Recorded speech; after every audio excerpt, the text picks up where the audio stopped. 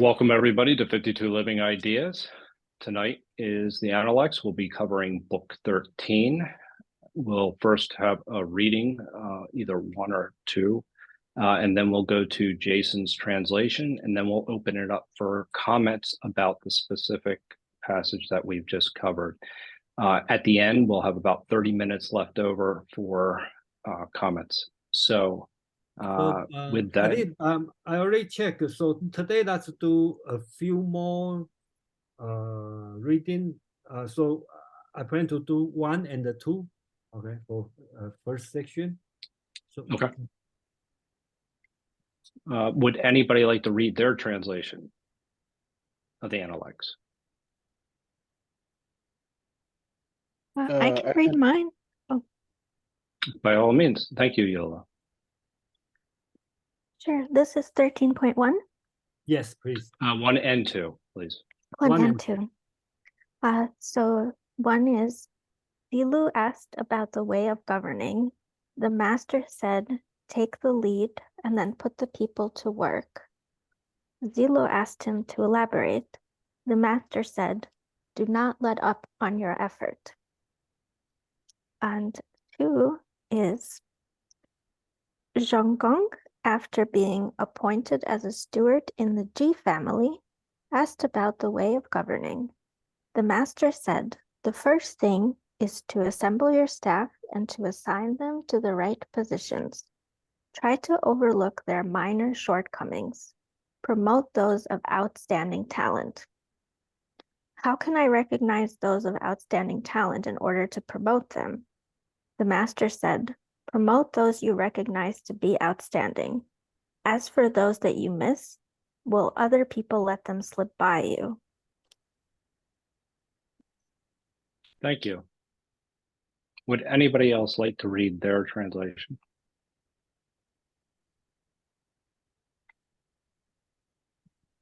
I can read the Eno. Okay. Okay, so 13.1, Zulu asked about governance. The master said, be first to the task and comfort others at their labors. When asked for more, he said, be tireless. 13.2, Zhongkong was serving as steward for the Ji family. He asked about governance. The master said, provide the leading example to your officers. Pardon minor offenses. Raise up the worthy. How can I recognize who has worthy ability so I can raise them up? Raise up those you recognize. As for those you don't recognize, will the others let you do without them? Thank you, Kwang. Thank you, Kwang. I'm going to share my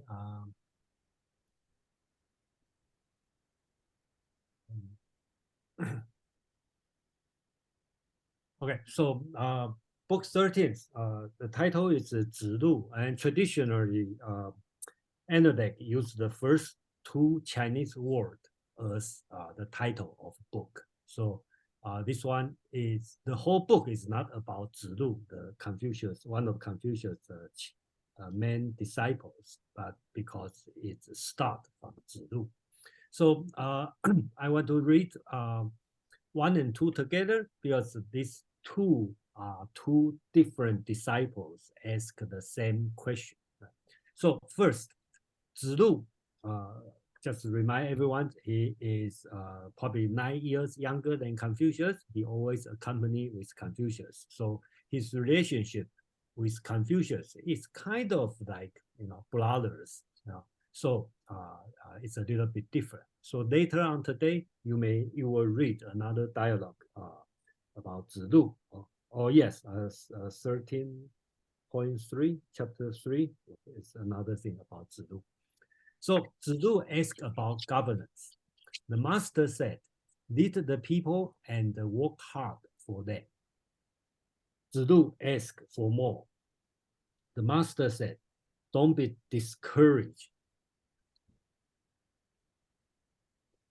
Chapter 2, that's another disciple, Zhonggong, and you probably in other place called Ran You. Okay. And Ran You, if you can check on book 6, okay,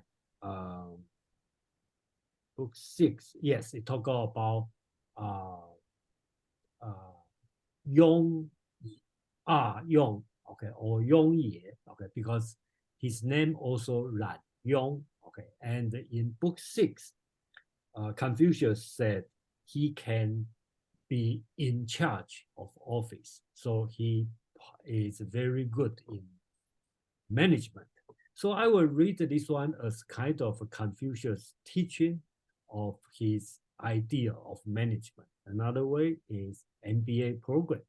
So I think give some background because Confucius always think about the management and organization. You always have a hierarchical structure. They have the top, middle, and the bottom, all this kind of structure.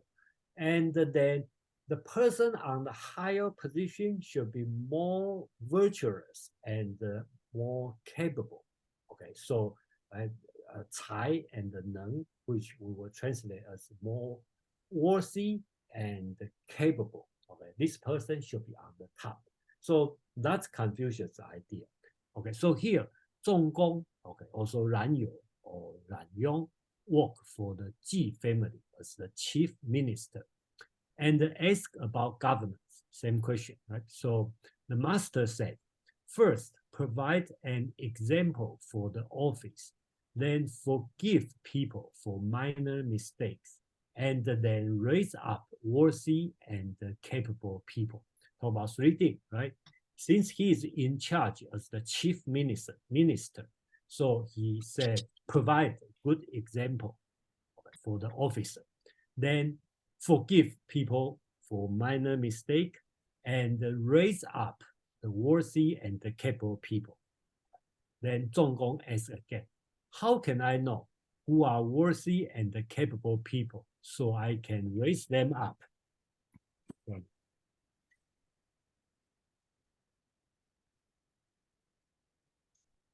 And the master said, raise up those you know, or the people that you ignore, the ones you don't know of. So it means, you just raise up whoever you know, and then the people will recommend other people.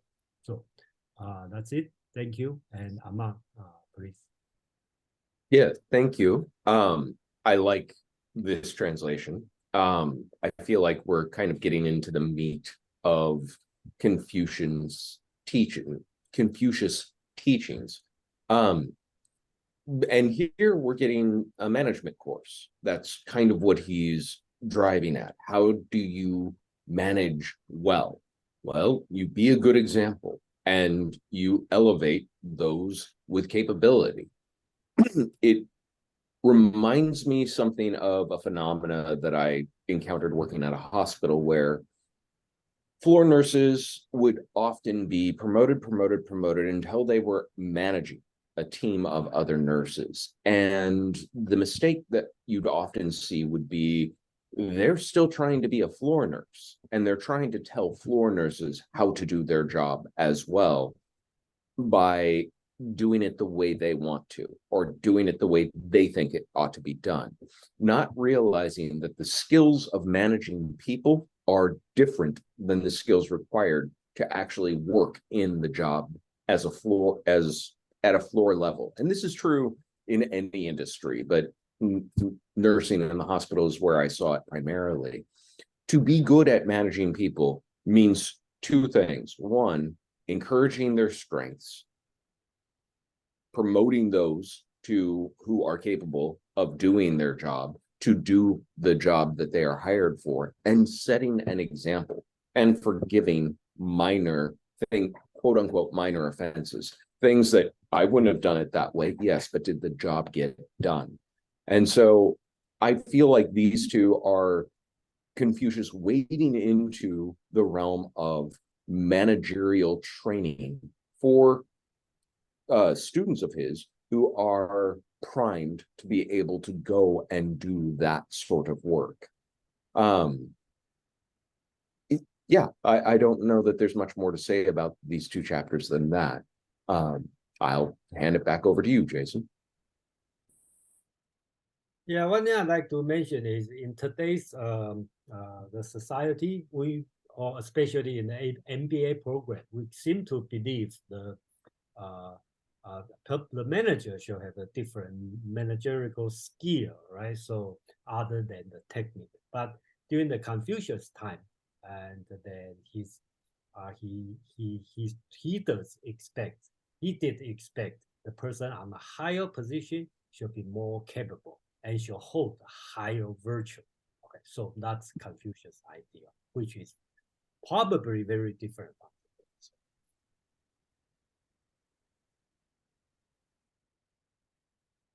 So we'll open it up now to anybody that would like to comment on either chapter 1 or 2 in book 13. And we have Mark followed by Quan. Thanks, Joseph. I was wondering about two things. One was the translation of the end of 13.1. I'm looking at the Leggy translation, and it says, "Be not weary." And I forget what some of the other translations said, but Jason, I think you said, "Don't be discouraged." And I feel like in one way we can think of weary as physical and bodily, but discouraged is more of a mental attitude. So is that the way you think he's coming down here? I have one other question, but I'll wait.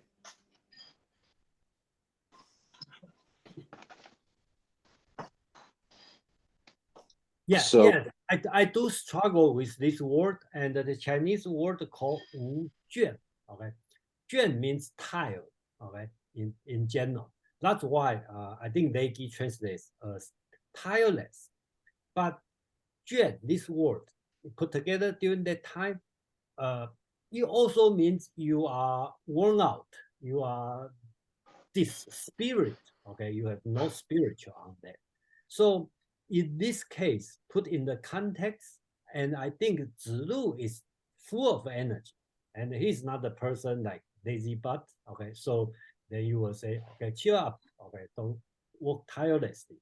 And I don't think that's the case. That's why I decide to use the word discourage, because no tire in this case, in this situation, should mean discourage, or means no spirit, okay, not spiritual, something like that. Because a lot of frustration, when you are full energy to work something and nobody want to follow you, or nobody want to cooperate with you, sometimes you feel discouraged.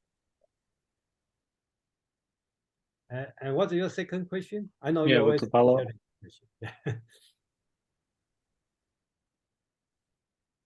You're on mute, Mark. the idea of being an example, I think in your translation, you use the word example in both 13.1 and 13.2. And the Loud translation also uses example. But I thought it was odd that Leggy doesn't use the word example in 13.2. So I was hoping maybe you could say something about whatever character is contributing to that idea of being an example. So here, okay, that's exactly the two words, and I know that's exactly why they will translate as set up your staff, or set up your office.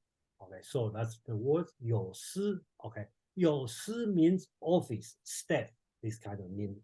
But I don't think, okay, in the ancient time it's being used this way. That's being used in the modern time, or after to the 17th century, or at least at the 15th century in China.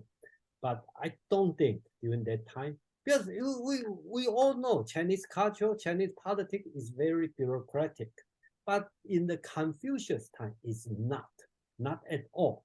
Okay, not bureaucratic at all. Because in the human development, human cultural development, there's no way human can be, or any culture can be bureaucratic during that early stage.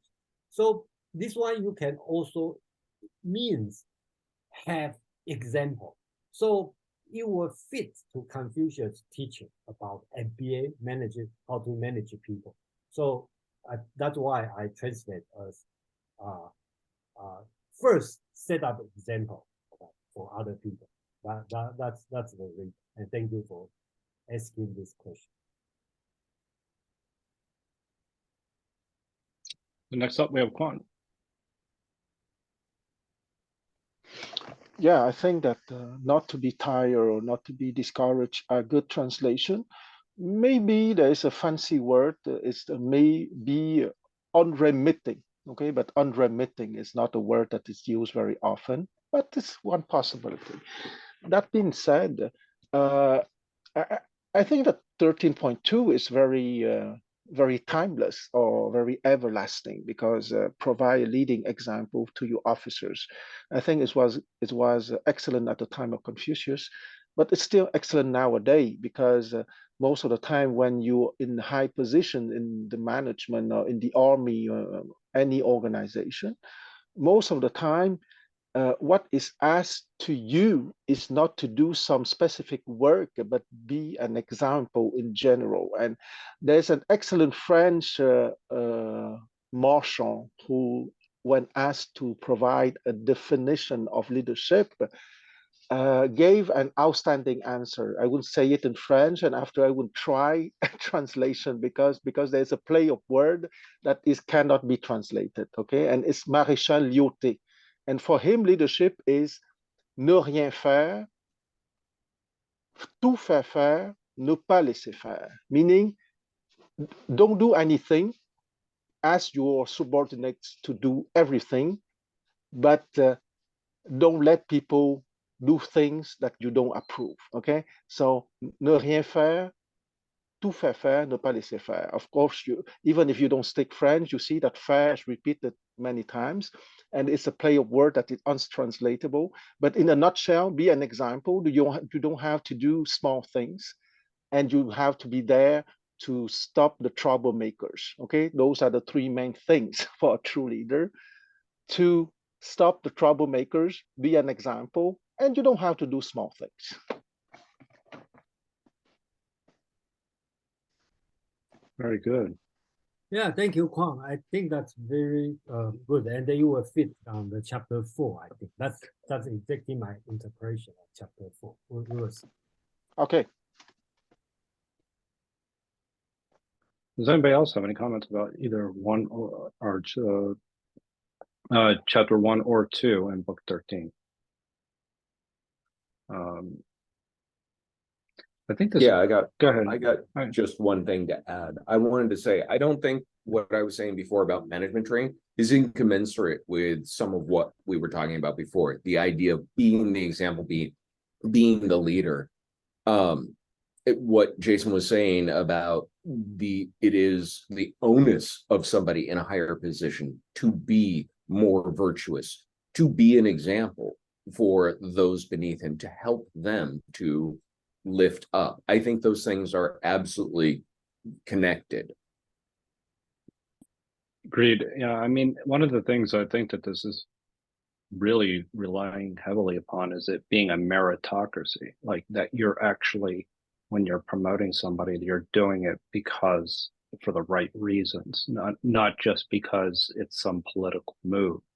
So that's where the virtue aspect of it comes in, and that actually promotes a certain degree of harmony within the individuals that are actually running things. So it also makes for, I think, for the ability to manage and execute any kind of policies much easier as well. So I think that that's, one of the things that I find to be, essential, and we can come back and link that to virtue. That's essentially what it is. You know, that's why virtue is so important, is because you're looking at somebody and judging it on the merits, not necessarily allowing your emotions dictate your actions. So, that's one of my takeaways from this as well. Go ahead, Mark. Thanks for drawing attention to virtue. And what word is being translated there? It can't be Li or Xiao. What's Jen? Okay. What word am I missing? Well, yes, that's a good question. And I think here the only virtuous word here is called 贤. Okay, so which I translate as worthy. And I think we have a discussion a long time ago about this word, and then it's actually that's no equivalent English word. Okay, so that's the word 贤. Okay, so that's the word 贤才. Okay, so Yeah. these two words is very common word in especially about the Chinese text. Okay, 之贤, and 才 means usually means timber. Okay, so the quality of timber, that means good function, functional good. And the 贤 means it's hard to translate. Probably Kwang can help me. Okay, But Jason, you have this as a worse. Okay, so I don't know. You have a better word? no. I don't have a better word because xian, the perfect translation is worthy. That's the word you have chosen. And my concern is English. You probably don't use this word worthy to describe people that often. Hardly. So. Well, no. The only thing in English nowadays is when we use worthy and it's under the form. It's worth some of your time to read that, for example, or to do that. Yeah, okay? yeah, a little bit. But to qualify people as worthy, it would sound a little bit strange. Yeah, that's my concern. It's a little bit strange.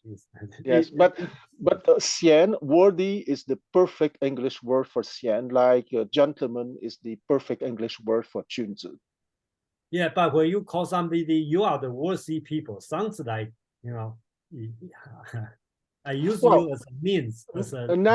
Nowadays, if you want to call someone worthy, most of the time we would say he is qualified or he's a professional.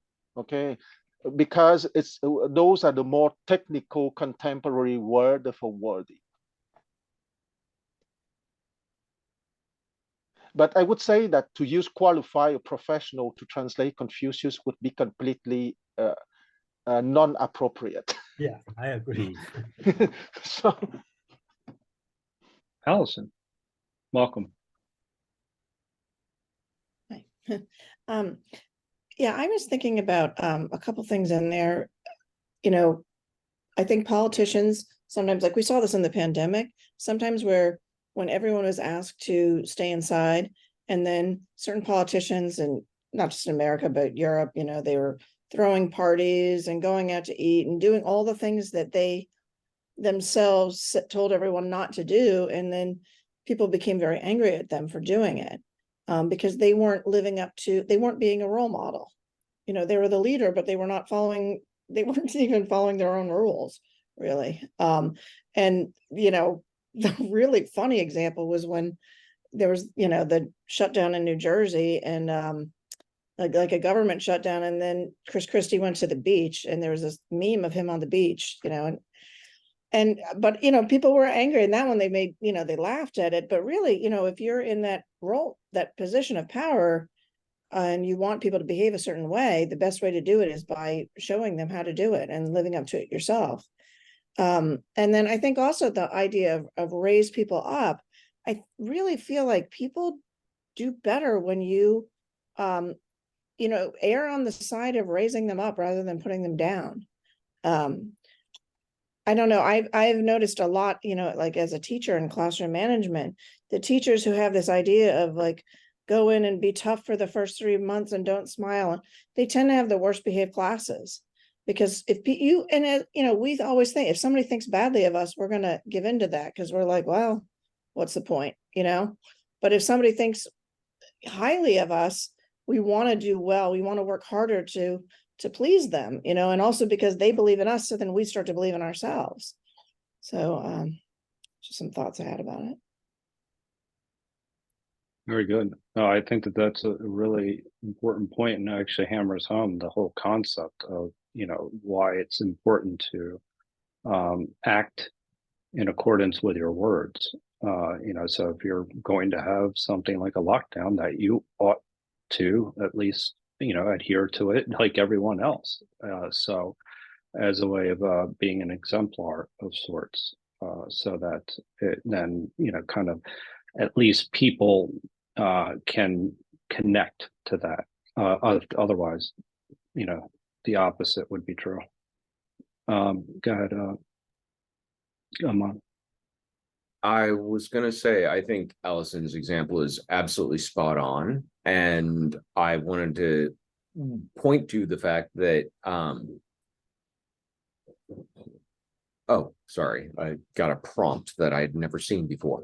I wanted to point to the example of Boris Johnson. It actually cost him his job. It took long after the event, but to go back to this idea of Shan, the people of England decided, and his party decided, he wasn't worthy of being a minister. And here is a good example of that idea of worth or worthiness, as we would contemporarily use it with something like qualified or capable or professional or virtuous. Very good.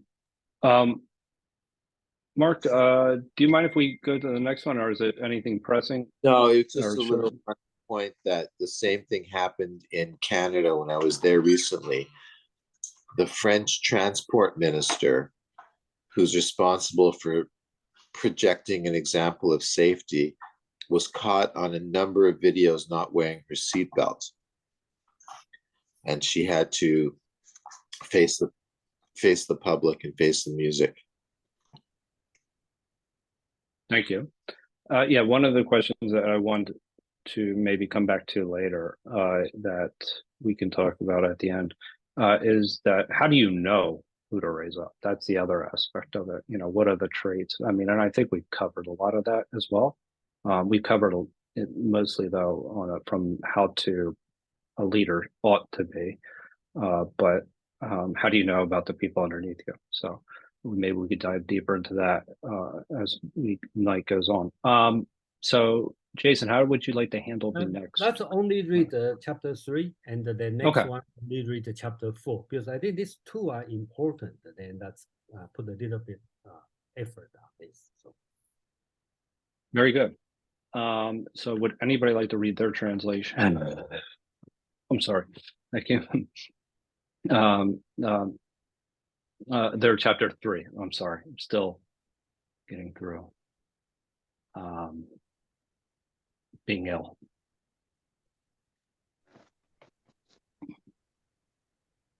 I can give it a shot. I mean, I have my Eno translation, but I thought that Julia have something that she wants to read too. Oh, sure. We're doing 13.3. Yeah. Yep. Okay. Zilu asked, if the ruler of Wei were to wait for you to take charge of his government, what would you do first? The master said, it would have to be rectifying names. Zilu said, are you really so out of touch? How does one rectify names? The master replied, how boorish you are.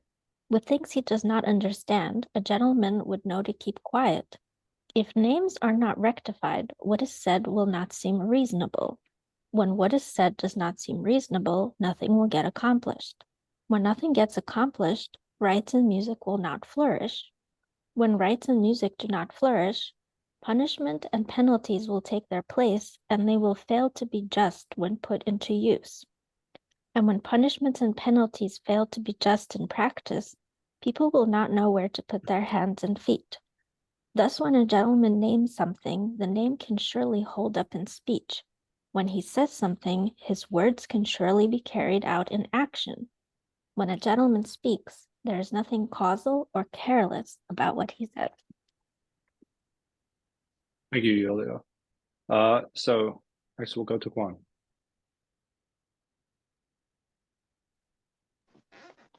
Okay, 13.3. Zulu said, if the ruler of Wei were to entrust you with governance of his state, what would be your first priority? The master said, most certainly it would be to rectify names. Zulu said, is that so? How strange of you. How would this set things right? The master said, what a bore you are, Yo. A Junzi keeps silence about things he doesn't understand. If names are not right, then speech does not accord with things. If speech is not in accord with things, then affairs cannot be successful. When affairs are not successful, Li and music do not flourish. When Li and music do not flourish, then sanctions and punishments miss their mark. When sanctions and punishments miss their mark, the people have no place to set their hands and feet. Therefore, when a Junzi gives things names, they may be properly spoken of, and what is said may be properly enacted. With regard to speech, the Junzi permits no carelessness. Thank you, Yuri and Huang, for reading this one. And one thing very important to me when I doing the after I do the translation or when I hear somebody reading, it's very different than what I read. So I really appreciate everyone who willing to read. And even I read the Reynolds translation and Eno's translation, but when I heard somebody read it, that's give me different idea. So I really appreciate everyone take the effort to read. So the reason I want to put this one as separate to read, I think this one is also, when we talk about, if we ask, what do you learn from Confucius Analects? I think people will notice the word 人, okay, benevolence, or talk about 孝, the filial piety. But when we talk about the political philosophy, I think that the number one would be the rectification of name.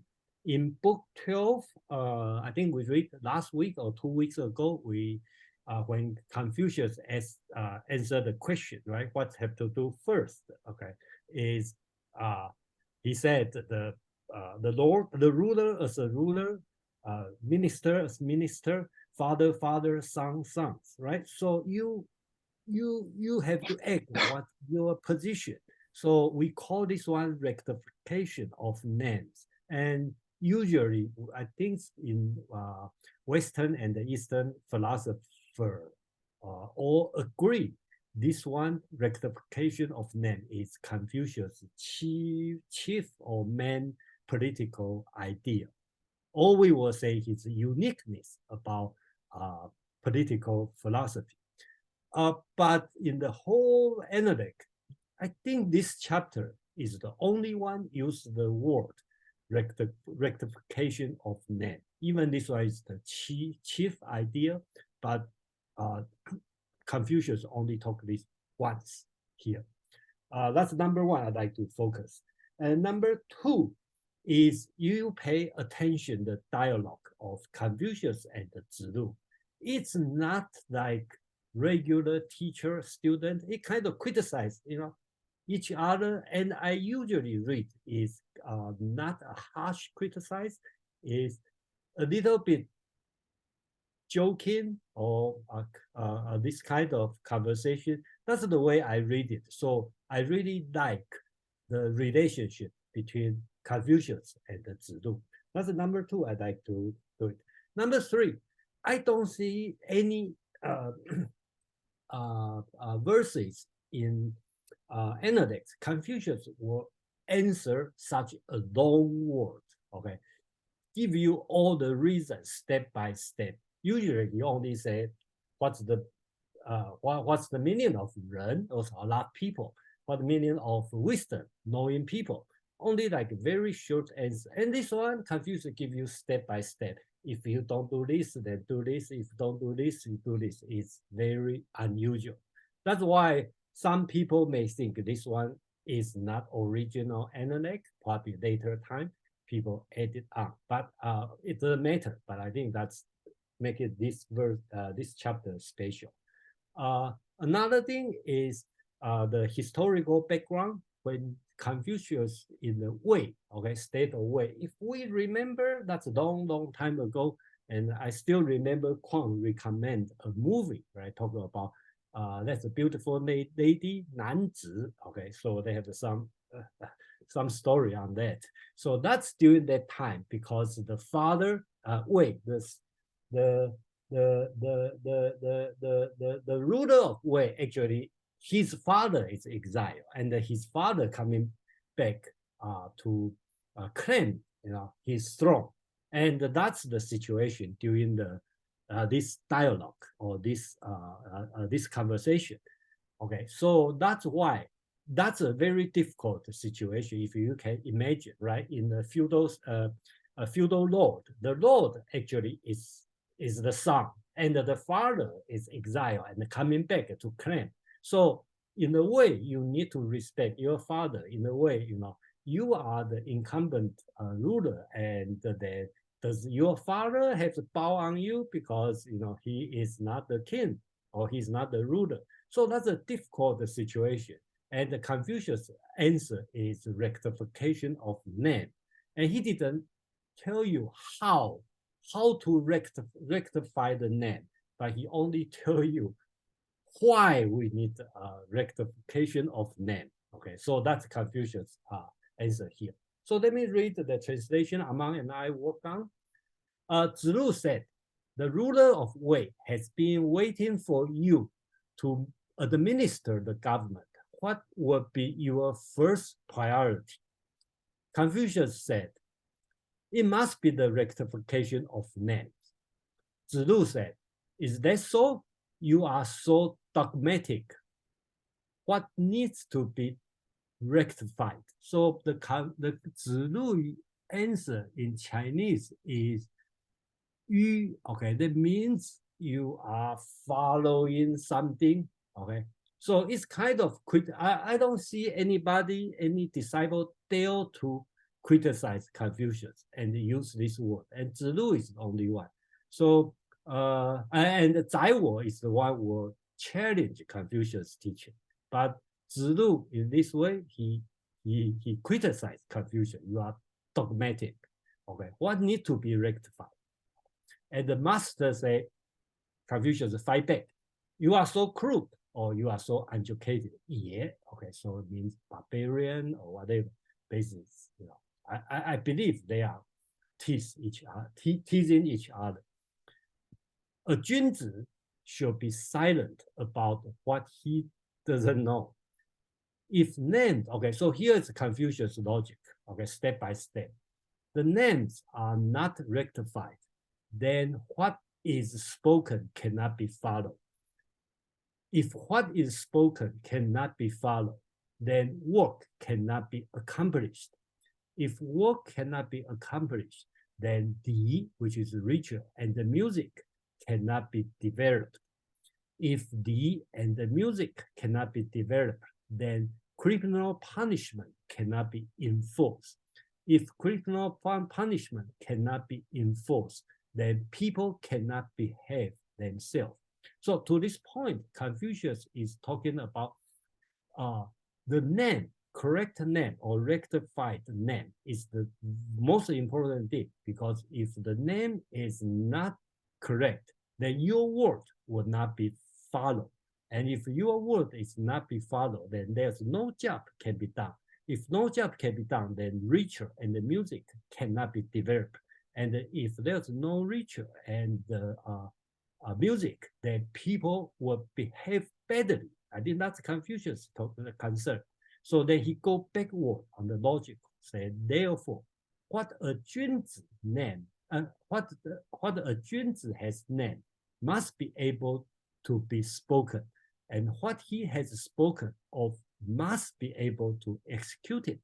And a Junzi must be meticulous about what he has spoken. So that means what he spoke must be in the correct name.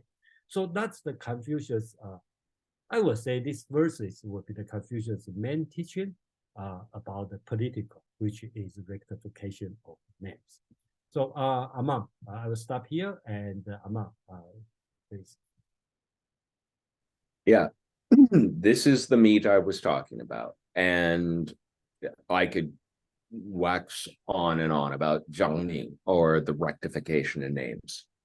There are so many ways to go with this. I'll maybe tie this back into Wittgenstein, the emergence of logical positivism, and the turn of modernity being preceded by Confucianism by a couple of centuries. But what I really want to get at is the why. Why is this the answer? Not just what his logic is, but also where did it stem from?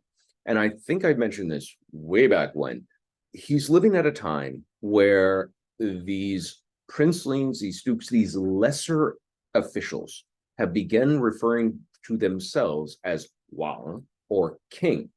That is an inappropriate title for anyone but the king of the Zhou dynasty, the actual king, to adopt. But he's seen or heard of occasions where people are referring to themselves as king. This was part of the descent into the warring states.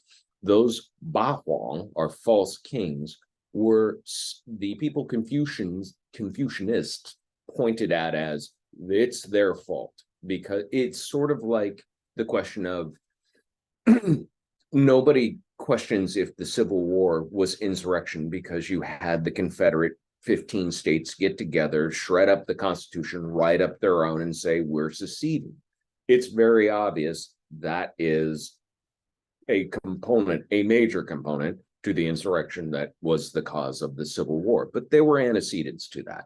Here, he's looking for the first occasion. Where was the first time somebody did something they weren't supposed to do? Ah, there. Somebody's calling themselves king. They're not allowed to do that. If they kept their names straight, if they were what they were supposed to be called, then this would not have fallen apart.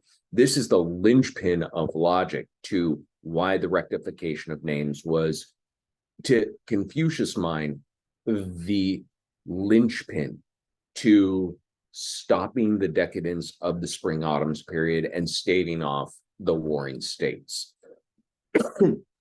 The irony to me is that he uses a term like a junsa wouldn't, or what is ren. And we talked earlier how these terms can be taken polemically and turned their meaning into advertising. How ren becomes the advertising of Confucius, even though the word existed before he necessarily adopted it. The idea of a junsa being born to this privileged class was something established as to what a junsa meant, and he is redefining it by saying, no, you can build this off of merit. So there's an irony in his rectification of names, is that he wants them to be rectified, to have solid meaning, but he wants to import what some of those meanings are, and he's not too shy about that throughout the Analects. I could say a lot more. I won't. I want to hear your thoughts. So we'll open it up for comments now, and if anybody wishes to share their thoughts on number 3, Yulia, followed by Paul. Right. It seems to me that it makes a lot of sense why this would be the linchpin of his philosophy, because he's so interested in maintaining order, and there's probably no faster way to descend into chaos than when language stops having meaning. stops being related to reality or becomes unclear. So this makes a lot of sense. Thanks. Thank you, Yuya. We'll go to Paul, followed by Quan. I would enjoy hearing more background on the why it would be normal in that time, because it certainly isn't normal in my mind in this time to say, well, if music and ritual can't be developed, then we can't have criminal punishments. I'm just zeroing in on that one little logical move, and I'm just curious of the the context of that. Thanks. Let me respond to this excellent challenge. I put this way, right? That's logical. Doesn't make sense. Why music and the ritual and the related to punishment? Okay, so let's put this way.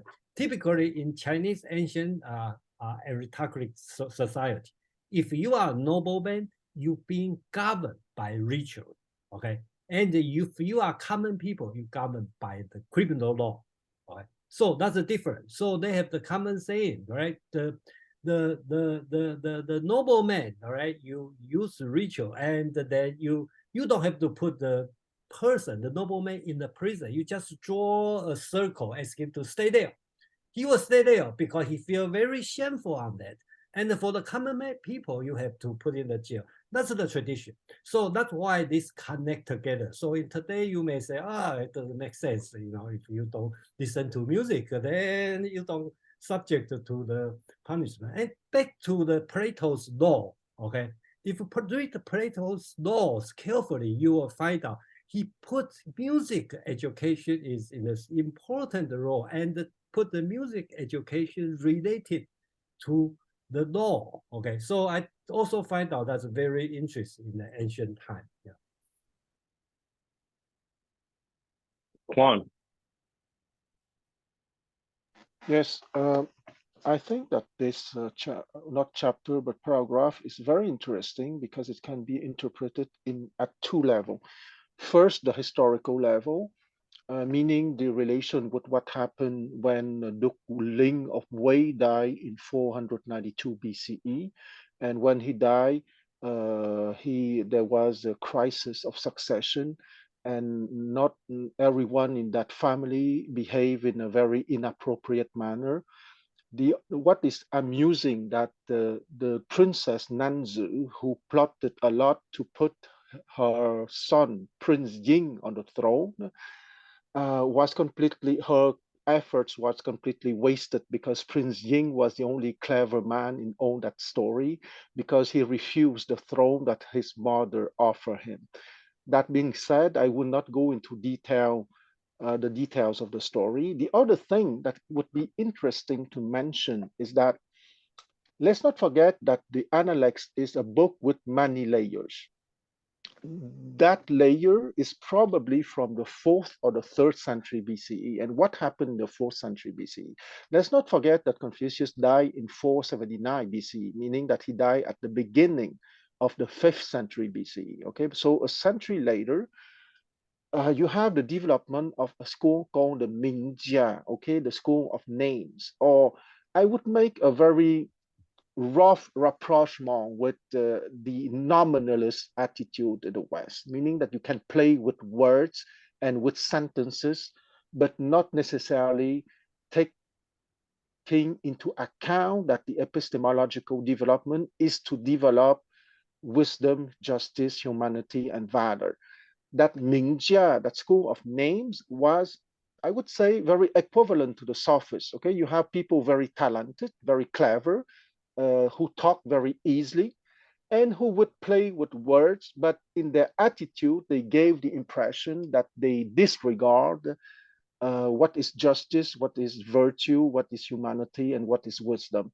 So that paragraph would be a direct attack against that attitude. If we accept that it has been written during the 4th century, because once again, the only chapters that are sure to be written in the next 10 years after Confucius' death chapter 3, 4, 5, 6, 7, maybe 8, 9, 10. Okay, all the chapters after, which is the outer chapters, are probably written or were probably written in the next century, the 4th century, the 3rd century, and the Lu Principality, let's not forget, has been destroyed in 249 BCE. So it has been revised till the end of the Lu Principality. So if it has been truly written in the 4th century, using Confucius as a front, it would be a direct attack against the sophistic or sophistry of the Mingjia, the school of names. I stop here.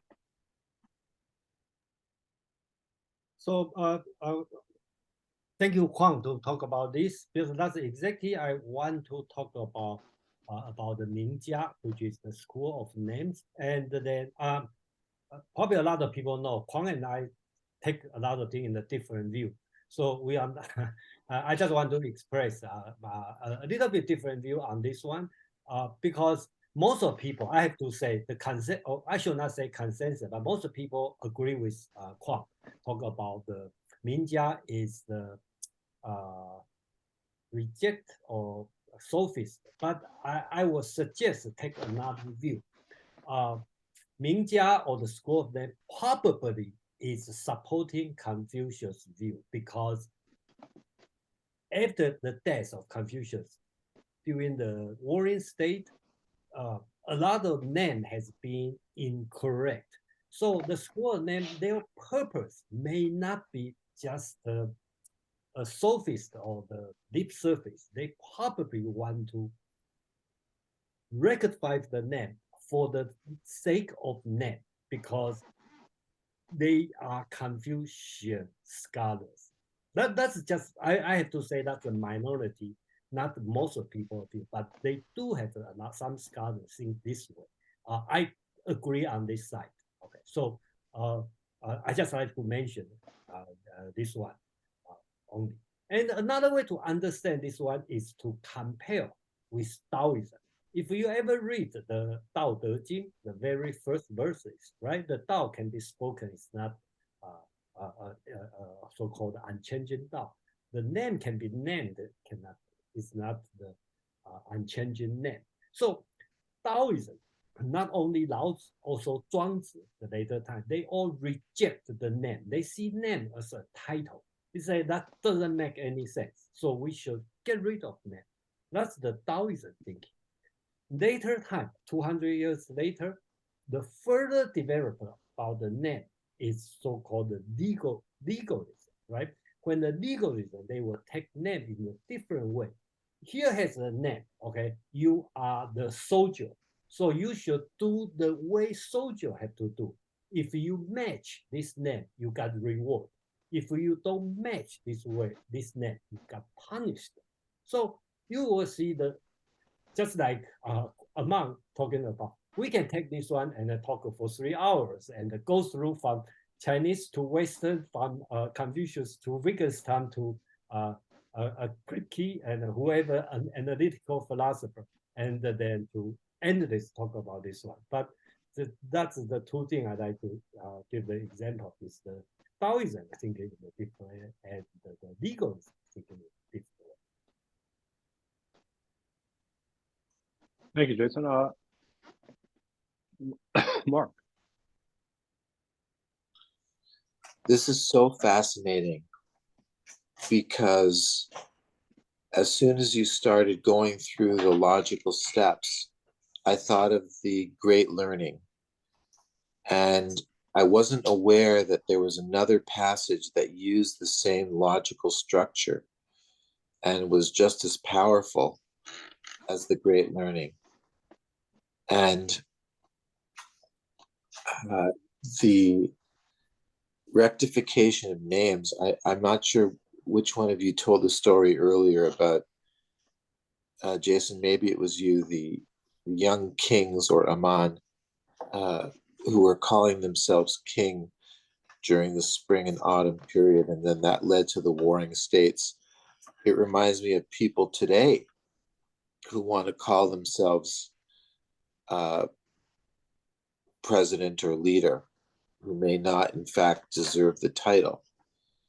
So what we call things really, really matters. There's so much going on with language today, not only the language games maybe that Aman you were referring to earlier in Wittgenstein, but the power of miscommunication that we find throughout psychoanalysis, and even the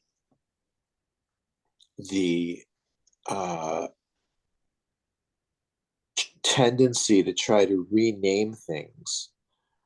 I don't know if that's becoming too woke, but the idea of the appropriation of names is still with us.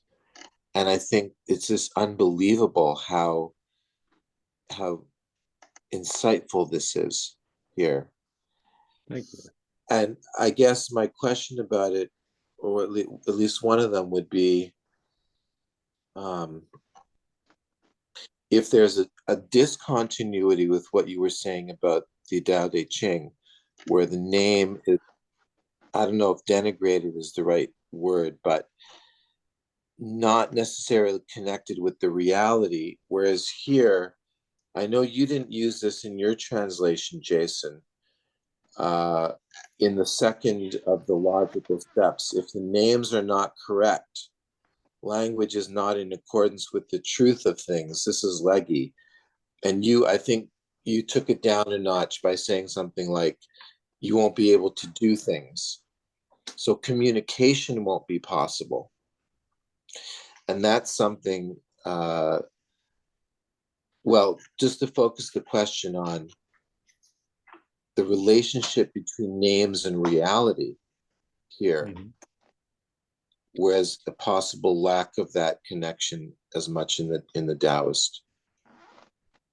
Yeah, I think that this is, maybe we'll come back to this. The idea of roles is an important aspect of this, as well as in chapter 11 we covered the idea of rhetoric, and so I think we could come back to that as well. So, but we have a number of hands up, and we want to keep moving here. So everybody, if they can keep their comments to a couple minutes, that would be great.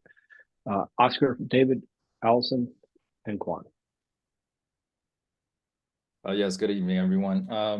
Yeah, this passage is fascinating, but what I'm understanding is the rectification of names is is basically to call out those in the political class, because these are the people that put forth in this example would be the laws, right? So if they break a law and they're not corrected, then the people won't follow the law. So that's basically what I'm getting. Names is basically those in some type of political power, I would say. Yeah, that's all I have. Thank you. Something I want to maybe go back to at some point as well is that punishments would not be, what does it say? That punishments will not be properly awarded. And I think that that's actually interesting to talk about a little bit as to why that would be. David. Yeah, I think, as has been pointed out, there are different ways to read what this section is giving us, but it's a pointer to this problem more than a solution to the problem. I don't see, in fact, how it leads us towards a solution. It's saying there's some integrity that could be possible, and then it's telling us what's wrong. Because there's an ambiguity in names, in using language, in the divergence of concepts in society. When you say courage or bravery or worthiness, goodness or honorability, there's confusion. People are thinking different things. These are not transparent and identically defined, clear things. So then I'm saying confusion unintentionally arises, but rhetoricians intentionally confound others by using the ambiguity in language for their own, I'd say, nefarious and unclean purposes. So language is a tool without a solution. It has an inherent built-in ambiguity, just as law, when written down, has an inherent ambiguity. Look at us trying to figure out what the 12th Amendment means. Was there an insurrection so that we can't have this person in our government? It's all written down, completely up in the air, what it's going to mean. So language doesn't come out black and white. It's a black and white representation of something in color that is given color by every listener. So I think this, if this is pointing at that problem, that's profound. I don't see that it's pointing at the solution, like a dialogue, a Socratic dialogue would force you to break apart and scrape away some of the issue for a particular notion like trustworthiness or, you know, something like that. But so I don't know, getting enough out of it to, you know, that's where I am, frustrated. Thank you. That's good. Well, it's good. Then it'll make you think. But thank you, David. I think that those are excellent comments. Allison, Quan, Mark, and then Paul. The Milan Kundera wrote this wonderful book, The Book of Laughter and Forgetting, that really deals with this idea of the, you know, the rectification of names. And he's wrote about how it, when, you know, the Russians came into Czechoslovakia, how they changed all the statues, and then when they got the Russians out of there, they changed them all back, and they changed the street names and back and forth and back and forth. And how changing the names, you know, it's kind of done to erase history in a way. But it's kind of interesting because I was just in Berlin and Karl Marx plot still exists, which surprised me because I thought they would have changed the name by now. But I thought, you know, it was important that they're keeping all the history because it's, but I think it's a funny thing when you're changing things because you don't want to glorify things that were bad, but yet you don't want to hide the history either. So I think it's a very fine line.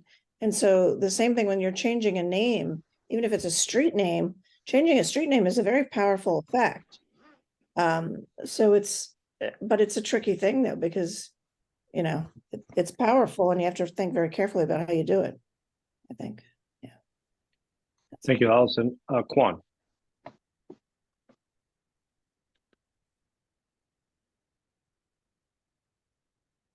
Sorry for the delay. I would say that the philosophical question concerns the alignment of words and reality. And let's not forget that Confucianism is very top down. Okay, so I just want to read again the last paragraph. Therefore, when a Chunzi gives things names, they may be properly spoken of, and what is said may be properly enacted.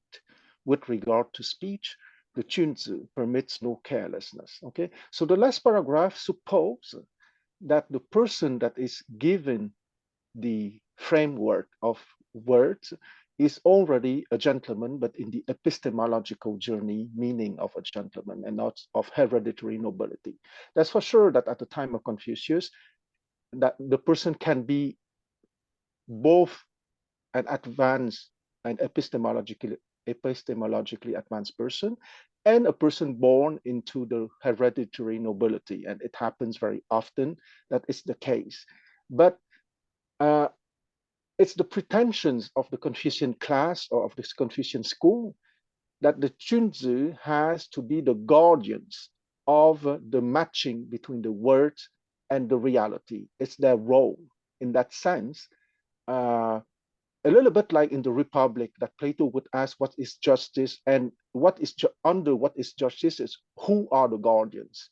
And here you have the pretensions of the Confucianist school to be the teachers of the guardians. And I stop here. Thank you, Quan. Mark, then Paul.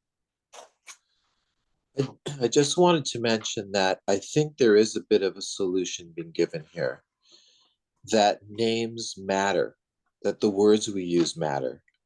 And that's a message that some people have been trying to get out these days in order to cut through the morass And so here he's saying you have to call something what it is. Don't start judging reality according to misnomers. And I think, like Kwan was saying, there's a connection between words and reality here. I think that's something that Plato was also exploring in the Cratylus, in this discussion of whether names are natural or whether they come about by convention. And there's a lot of ambiguity there as well. And I would just mention another Ren, because I know that Ren is so important here in Confucian thought. But the other Ren is the Egyptian part of the soul known as the name. So if you look into the Egyptian concept of the soul or the person, it has 9 parts, and the Kat and the Ba and the Sekhem and so on. And one of them is Ren, the name, which has some sort of transcendent signification. Thanks. Thank you, Mark. Yeah, I don't disagree with you. The idea that words do matter. But I think hashing out what those words are, as David was actually mentioning about like almost like a Socratic dialogue, is actually something where you start to get to the essence of the word, actually what it means. So I could see where it says, yes, it matters. And then we're kind of left hanging a little. Paul.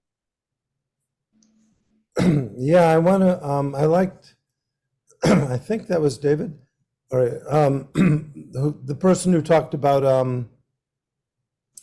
the ambiguity of language first a few minutes ago. We've talked about it a bit here, but if you think about that sort of dilemma and that concept of the map not being the territory and things that we use with modern language, that the sort of difference between how Kwan described maybe the next dynasty's use of words and how that became sort of part of sophistry maybe in people's minds or something. And then Jason's thought that he differed on the opinion that those people were actually Confucianist. Did I get that right, Jason? Yeah, and so my point is that because of the ambiguity, if you dive deep and do what he suggests, the bias is impossible of one's consciousness to avoid. So you end up looking like a deceiver that is designing language and words and determining the best words to match your agenda, to match your consciousness, whether you like it or not. So you might be a very loyal Confucius and try to do that, but just as I think Kwan said, you're then enforcing a bias. You're just like saying, I'm going to define reality my way by saying all these words are this. So that's why it's actually a dangerous trap. So those are some thoughts. Very good. Thank you, Paul. Yeah, I believe. Okay, I believe the bad name from the school of name. Okay, usually from the 2,000 years of Confucius scholar, they dislike them. That's why they give them a bad name. I think they all. Let's put it so. I just try to summarize, make it very simple. Okay, the name for dummies. Okay, if you talk about what is name, right? For the legalism, the name is the law. And for the Confucians, the name, it means the title, king, okay, minister, father, son. And for the Taoism, name means nothing because it doesn't exist. And for the school of name, the name actually is language. So you have to use the language. Then again, you say they are Confucius or not. That means what's your intention, which we don't know. So. Yeah. I don't know if I can take 30 seconds. Go right ahead. Okay. Because when the Taoists said that the names don't mean anything, I think that there is a commonality between the epistemological development as proposed by the Taoists and the Confucianists, okay? Because when Confucius said in paragraph 2.4 that at 70 years old, you can do what you want without overstepping the bounds or without violating the universal laws. At that level of epistemological development, names rightly don't mean anything anymore because the eternal name cannot be named. I agree with that. But if you're not at that stage, you better have the right names. Fair enough. So with that, we will move on to number 4. Yeah, let's move on. Number Anybody? 4. Another Yeah, please. interesting dialogue. Yeah. So in the interest of time here, Yulia, would you mind reading your version? Oh, sure. Thank you. So we are on, oh my gosh. Who translated yours? Chapter 4, Um, 13.4. 13.4. I'm gonna find that out for you and put that in the chat. Okay. But for now, 13.4, Fan Chi wanted to learn from his teacher how to grow grain crops. The master said an old farmer would be a better person to ask. He wanted to learn how to grow vegetables. The master said an old gardener would be a better person to ask. After Fan Chi had left, the master said, "What a simple-minded person Fan Chi is. If those above love the rights, then none of the common people would dare to be disrespectful. If those above love rightness, then none of the common people will dare to be disobedient. If those above love trustworthiness, then none of the common people will dare not to be forthcoming about the truth of things. When the governing principle of a place is like this, then people will flock to it from all directions with their babies strapped to their backs. What need is there to learn about growing grain crops?" Very interesting translation. Quan.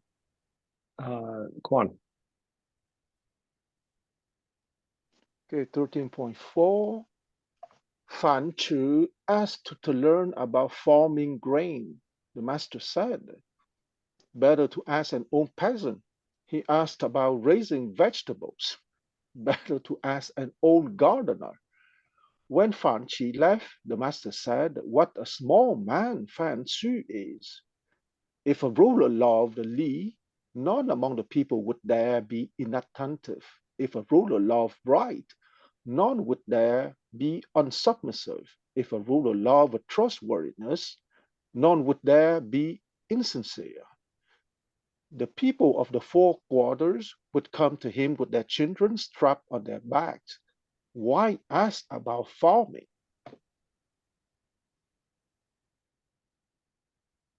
Thank you, Quan. Jason. Okay, chapter 4. About Fan Ci. I think we mentioned a few times Fan Ci, his name Ci means slow and slow to response or something. So he is always not that smart. So right now he did a very interesting, I think, he want to learn how to grow grains. He want to do how to grow vegetables. So the big question is why? Why he want to ask this question, right? Fan Ci requested to learn how to grow grains. The master said, "An experienced farmer is better to ask than me." As we okay. He requests to learn how to grow vegetables. Master said, "An experienced gardener is better to ask than me." At Fan Ci left, the master said, "Indeed, Fan Xu." Okay, so usually when you write somebody, you write his courtesy name. And Confucius mentioned somebody because Confucius is senior. So he mentioned something is given name. So Fan Xu is his given name. So indeed, Fan Xu is a small man. Okay, so simple-minded man. Okay, put this one. If the man in charge loves Li, which is richer, then the people dare not to disrespectful.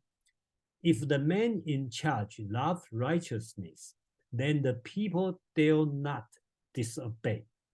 If the man in charge loves trustworthiness, then the people dare not to be insincere.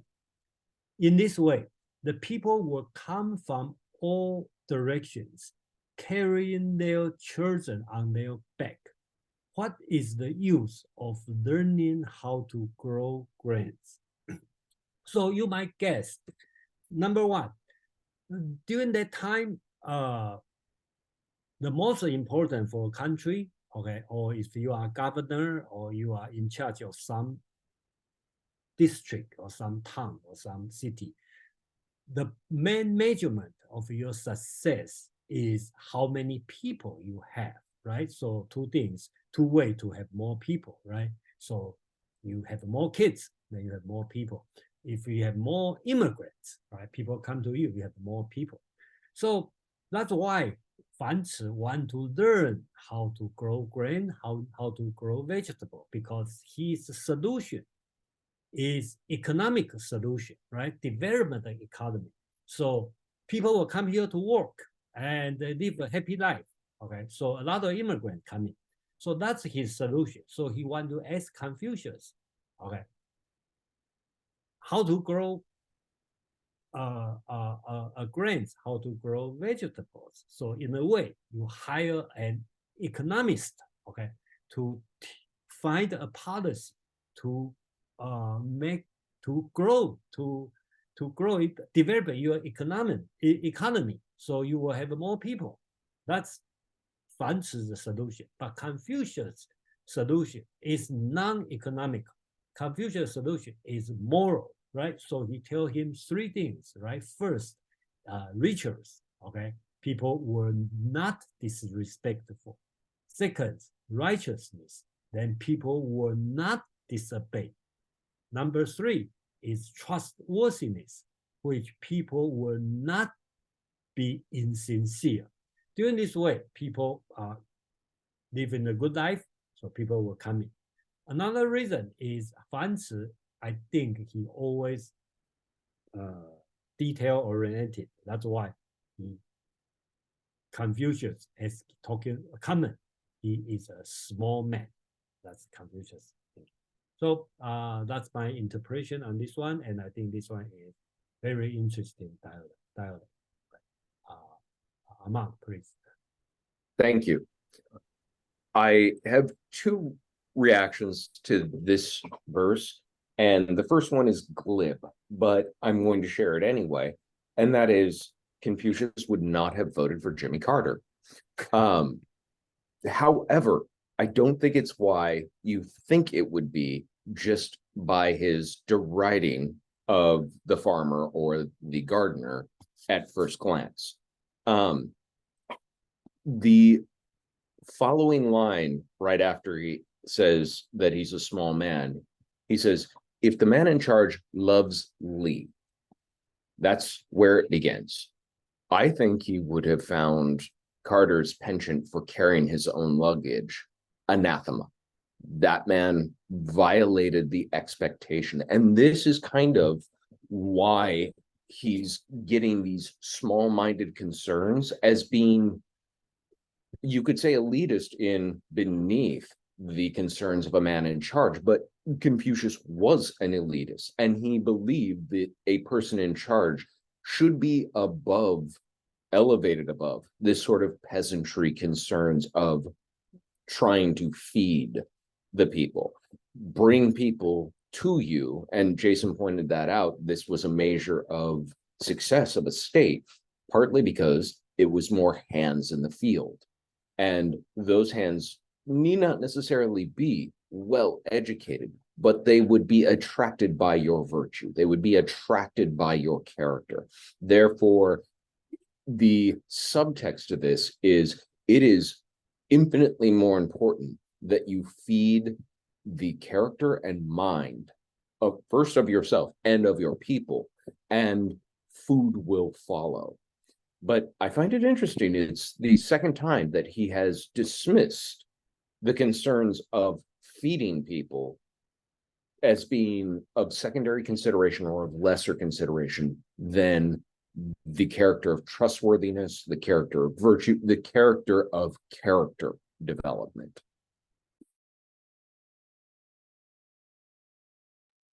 Thank you, Aman. Now we'll open it up for comments. I think that this is actually a really interesting passage, and I'm eager to hear what everybody else has to say. So Quan, followed by Oscar. Yes, because this paragraph is very interesting because it's at the center of the mythology of the Chinese ruling class for the last 3,000 years, okay? Well, not 3,000 years, Confucius is only 26 centuries ago. So for the last, well, I can say 3,000 years because after all, Confucius is inherited the legacy of the Zhou dynasty. So what I mean by the mythology of the Chinese ruling class for the last 3,000 years is that you don't take care of the small things, okay, if you're part of the ruling class. The word "de" often is translated by virtue, but one word is missing in the translation, okay? Because "de" truly means charismatic virtue, okay? So you have the virtue part, meaning you have wisdom, humanity, valor, and justice, but that core virtue at the base also has a charismatic dimension, okay? And that is there, the mythology of the Chinese ruling class.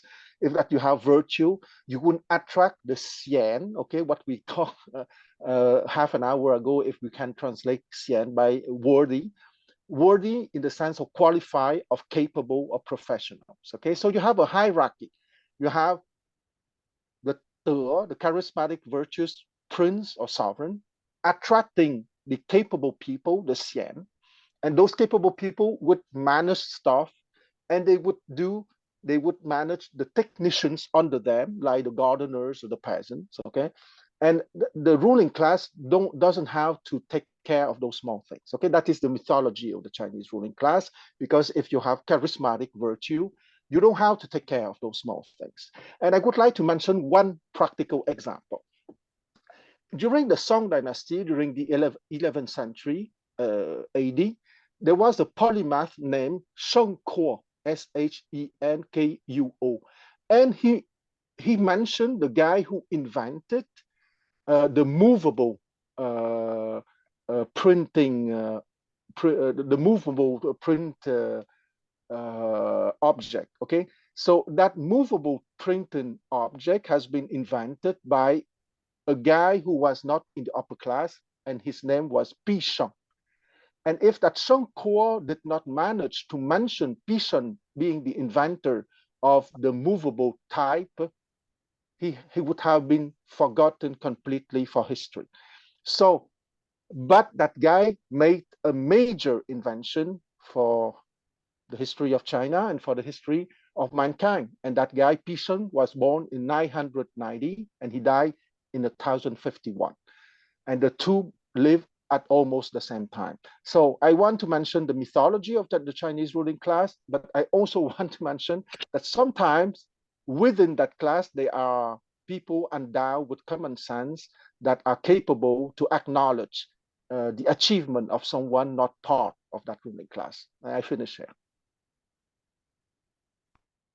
Thank you for that, Quan. Oscar. Yes. So what I'm getting from this passage is the ruling class will be the grain, and the vegetables will be the citizens.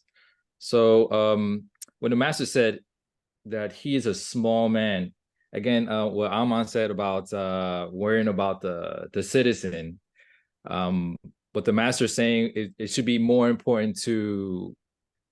What's more important is the leader. Because a proper leader, with a proper leader, everything will follow through. But with an improper leader, everything will fall apart. So you can have the perfect citizen, but if you don't have the perfect leader, then it doesn't really matter. The importance is the leader, not the follower. That's it. That's a great observation. I think that Yeah. Go ahead, Quan. If I may, Oscar, you Please. understood perfectly the core of the mythology of the Chinese ruling class. Yeah, I think that this is a very interesting thing. I won't go on too long, but as far as the importance of trust when it comes to actually even producing goods. It's actually the trust that you have in your leadership or whatever your currency or whatever it may be. It allows you to actually function in the first place. So the ability to trust your leadership, but also as to why virtuous behavior is actually important, not only to for harmony, but that harmony also includes economic harmony. So I think that that's where I think it's how trust actually is important, like in a function, its function in an economy, and how that is a virtuous thing is really kind of important. It has been studied. There was an example of somebody going to a foreign country where they had 3 different people to purchase a pen. They had to go through 3 different people. Like one, they had to pick a person where they would, pick the pen, then he would write it on the piece of paper, give it to the second person who would take it out, and then they'd give it to the third person who would then charge. And the reason why is because the store owner didn't trust anybody in there. So he had this elaborate way of actually doing business. It's dysfunctional. So like this idea that you have something that can actually, why virtue would be so important above these other skills, I think is interesting. So I think we can continue on the 5, 6, and 7, and then we call for today. Cool. That's a good progress because after that, we have another short paragraph next week we can do.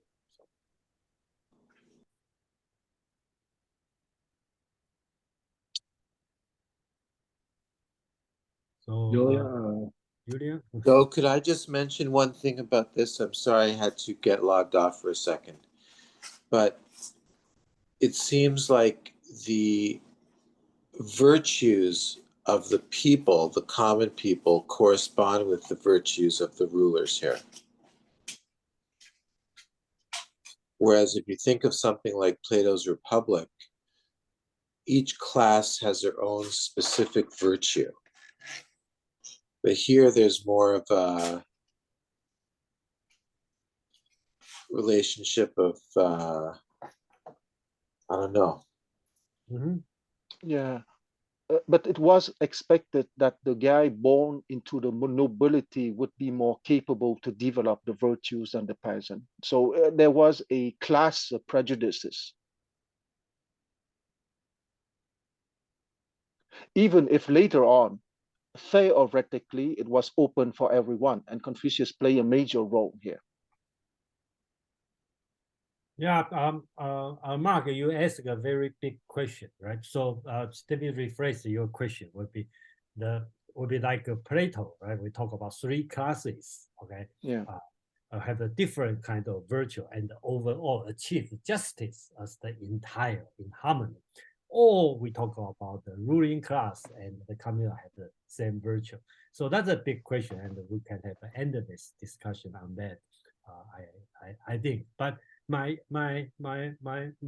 understanding would be in Confucius' idea would be the same virtue, but with different requirement. Okay, so if you are practice xiao, okay, filial piety as a ruler, and then the people will follow you. So.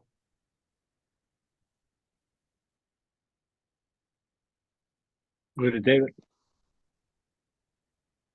Just briefly to ask if this is in alignment with what has been said and the Confucian turn. If you have a society that's strong, filled with powerful people, numerous, it's expansive, it's wealthy, but it's not virtuous. What's its value? Who cares if it crumbles? It would be a delight to watch it peace, right? So doesn't everything at the top hinge on not how muscular somebody is, but how good their intent is?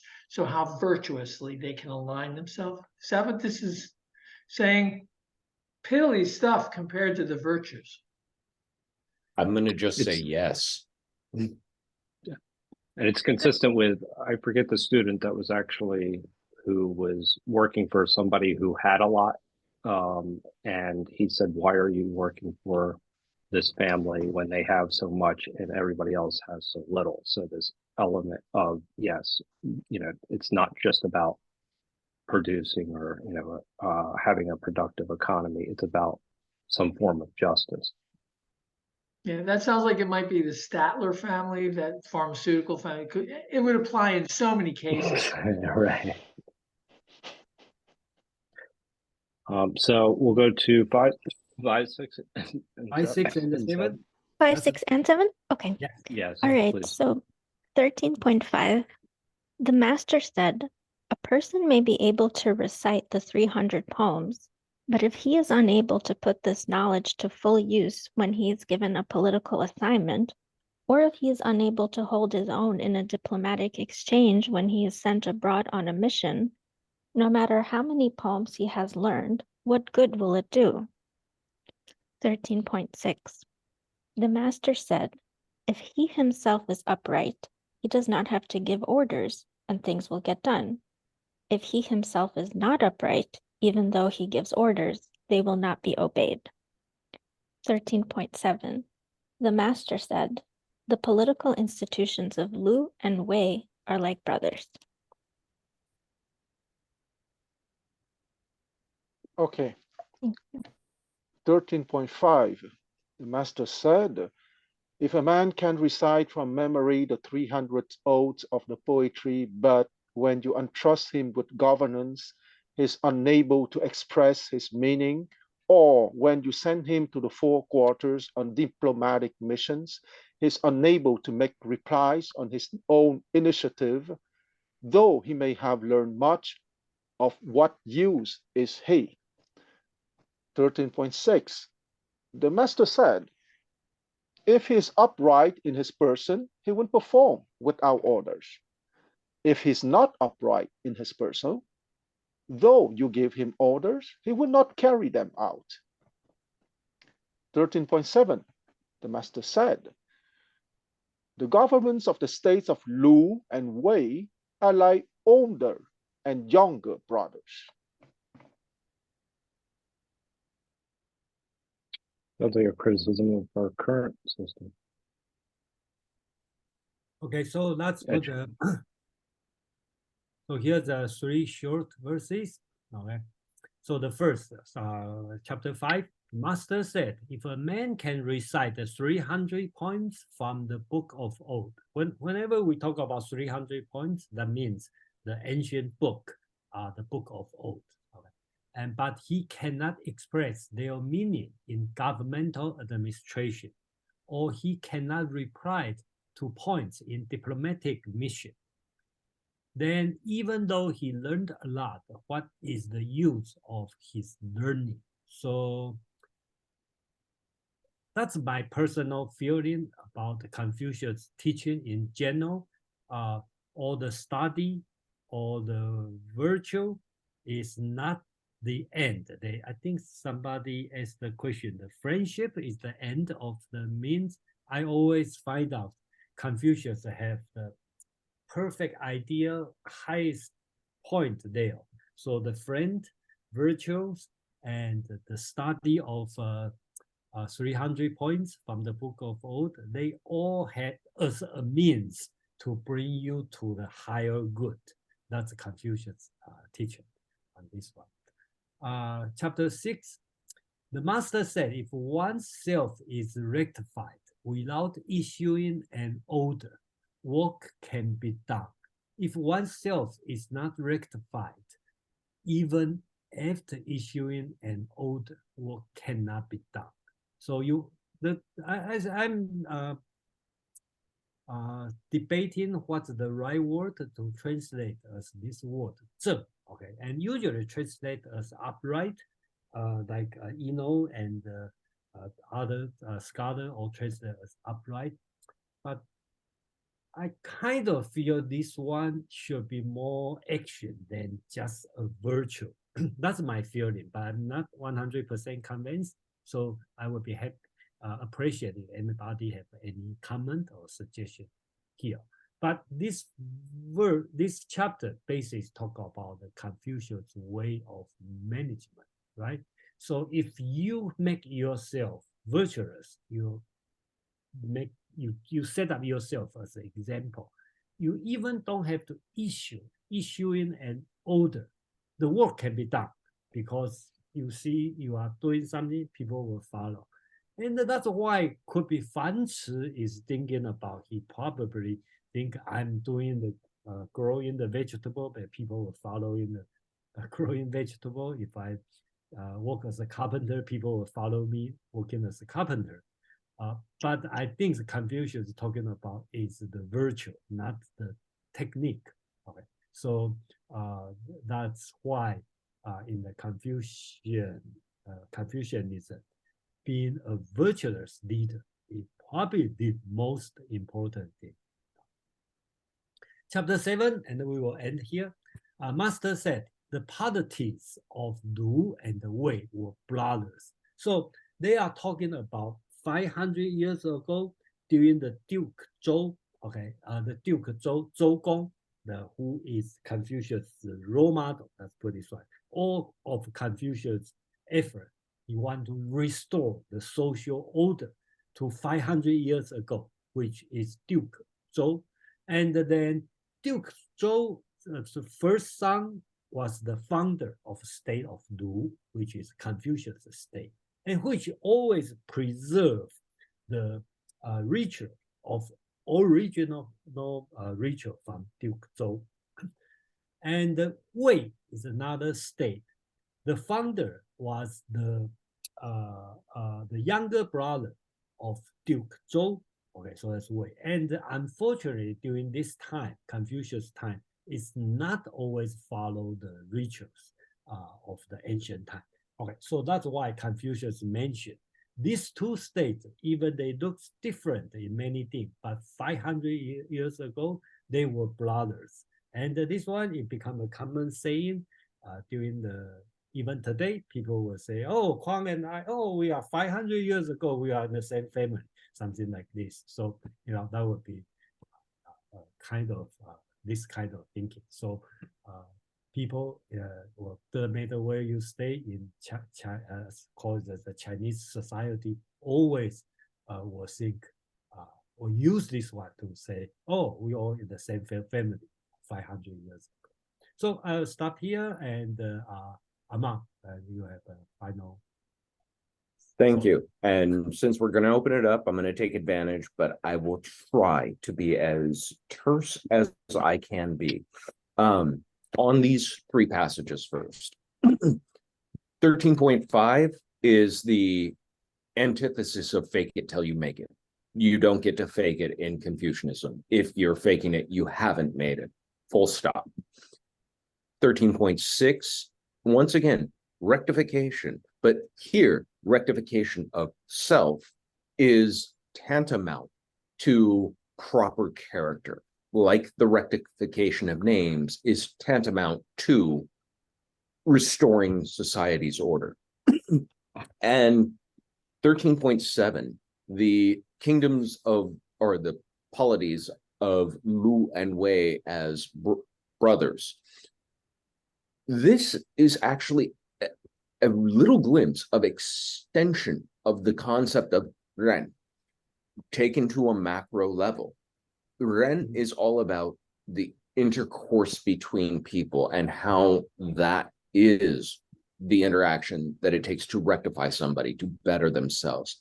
What's being pointed out here is that these two kingdoms, which were not necessarily friendly in Confucius' time, once upon a time had a relationship that bettered them both. Back in 500 years ago, the dawn of the Zhou dynasty, Confucius' golden age. And so it is Ren upscaled to the polity level, or the level of kingdoms. Okay, taking this far and abroad. Oh, I got a question here. The fake it until you make it is an axiom that is often said about people with imposter syndrome. If you feel like you're qualified, if you've been hired to do a job, you're qualified to do it, but you're starting off doing it and you don't feel like you really belong there. The old adage is, well, just fake it until you make it. In Confucius terms, when he's saying that if you can recite it 300 times, if you've learned it, if you've got the credentials, but you don't have the actual character and internal fortitude to not feel fraudulent, you haven't actually learned what the lessons were necessary from all of this educating that you got, memorizing 300 poems from the Book of Odes. If you learned it and took it to heart and allowed it to transform your character, you should never be at a loss for how to respond in diplomatic missions or how to understand the proper course for governance. That should spontaneously erupt from you. Okay, I got so much to say, and I'm going to try and really zero it down. I want to go back to the rectification of names, but only briefly.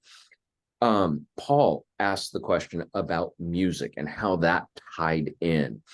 Music is advertising. Advertising is the instrumentation by which you build a society.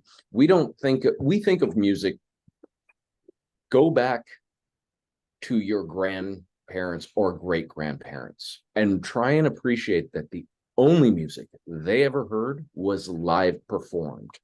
Eliminate everything from your own personal music library that you ever heard that wasn't directly performed by a person. That's as much music as existed in the world pre 3 generations ago. And because of that, it was poignant and it had profound effects on people's psyche and their behaviors, as much as singing our A, B, C, D, E now shapes our English language and other little tiny examples of music. So music as the fundamental of orchestrating a society is not just a turn of metaphor or turn of phrase. It was a real utilitarian tool. Yulia mentioned something about the ambiguity of language and how it would drift and how it was really important to hold down that drift. This is something that linguists are very interested in and ties very strongly to the root scholarly class of China. It's been demonstrated that in all probability, pre-literate languages spoken within groups will drift to unrecognizable dialects within 4 generations. In other words, if I was growing up in Turkmenistan before there was a written language, the language I spoke that we would call Turkmekish, my great-grandchildren would not recognize at all because language drifts so far. That's true of all language until you have a literate class, until you have writing. Writing slows drift substantially so that a word can mean the same thing for generations, so that the pronunciation of words can maintain for generations. However, and this gets back to something Paul was talking about the vagary of language. Chinese is not a logarithmic phonographic language. You don't have characters that you place together to equal sounds to equal words. You have concrete ideographic and pictographic words. And this is part of why there are dialects abounding in China. If you actually were to look at Fukanese versus Beijing Mandarin versus Cantonese, you would never call these the same language. They are disparately different languages, but they have the same writing system. So they have an understanding of meaning that they can adhere to. even though they don't have pronunciation. So that has caused a great deal of drift. Conversely, that concrete meaning is more concrete because of those pictographs. And the example I used long ago, we had all of Plato's dialogue about what the good was and couldn't come up with a concrete answer. Hao, the character for good in Chinese, is a mother and child. Full stop.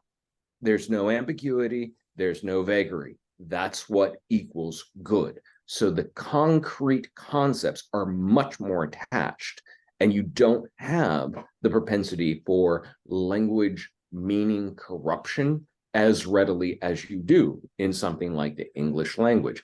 Lastly, this idea of that leader needing to be rectified and what they will do.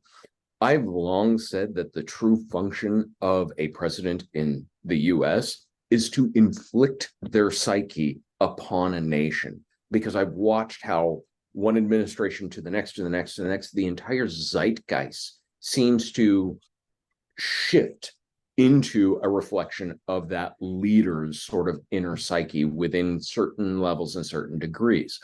I think what Confucius tapped on and was really, really animate about was that that's your job. That is the main thing you will actually do, is by your character, it will trickle down and the people will act accordingly. And I think that theme repeats again and again and again. And how do we have two Jasons? That's really freaky.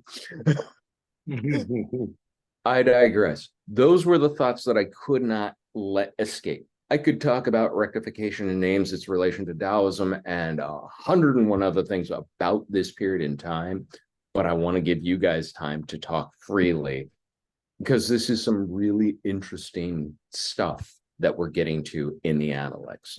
I thank you all. I'll listen quietly. Thank you, Amam. And the reason I the two Jason, because the other one to listen, because I have to leave in 1 minute. So anyway, thank you very much. Thank you, Amam. Thank you, Joe, to host it. Thank you, everyone, to give suggestion and ask questions. So I hope see you next Tuesday at the same time, and we will continue on book 13. We plan to I think we can finish in 2 more I think we sections. could finish. Even with I think we can finish 13 by now. yeah, we can finish the 13. Yeah, we all control it very well. So thank you, and I see you next week. Thank you. Now let's open up to anybody's comments at this time. Anybody have anything that stuck out to them this evening? And go ahead, Oscar. Yes. So 13.5, basically what I'm understanding is, let's just say you're going to school to be a good leader. The only way you're going to become it is if you implement what you have learned. It's the only way you could call yourself a good leader. Let's see. So there's two parts. There's the learning, but also the action. But the most important is the second, which is action. Now 13.6, I would say that it's the same thing. If you're a good leader, then no order needs to be issued. Like you don't need to be corrected for your wrongdoings, because you won't do anything wrong. But if you're if you're not a good leader and you issue out an order, since you're given since you are as an example, the people won't follow you. Or let's just say you are given an order to do something, you won't follow it because you're not a good leader. I kind of messed up there, but hopefully. No, I see what you're saying. No, you made a good point. I appreciate the comments. I mean, number 6 actually stood out to me more than all of them, because I think that that's essentially how our academic system works right now, is that you're given information, you're regurgitating it, and maybe the idea of actually truly understanding it is not necessarily um, at least evident in the way it's being tested. So the thing that I think that is most important when you go to school is to actually learn how to formulate a good question. You know, how to actually pick apart what is, you know, being said and why it's being said, and then it becomes something that's more real. I think it becomes something that's implementable because you're asking, why does this matter?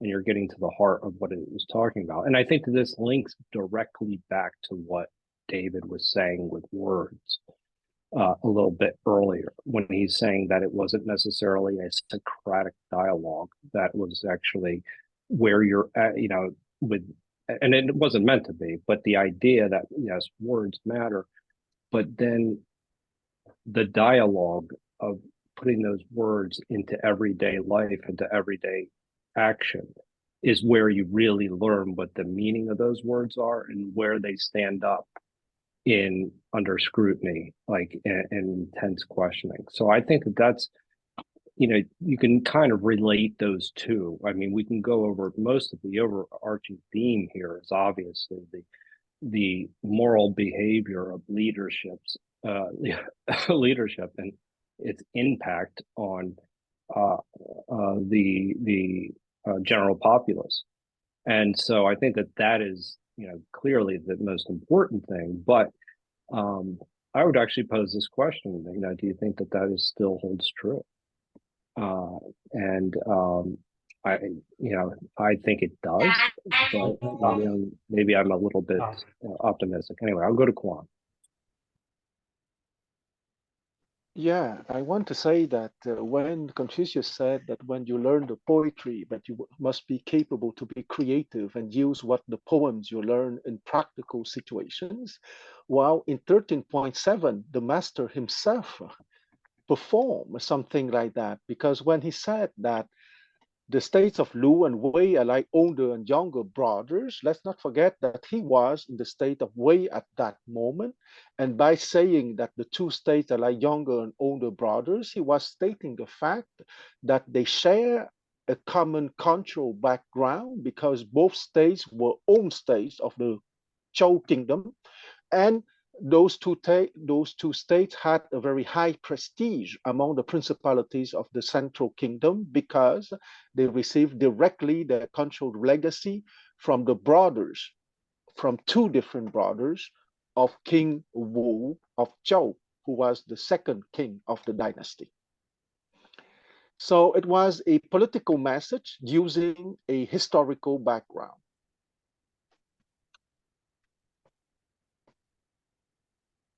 Thank you. Does anybody else wish to comment on what else this evening? Go ahead, Mark. I noticed an interesting connection with Plato's laws as well. I think Jason had brought them up earlier. And in 13.6, it's kind of a paradox. If someone is rectified, you don't need to give them the orders, they'll just do what's right. And if someone's not rectified, then even if you give them the orders, they may not even listen to you.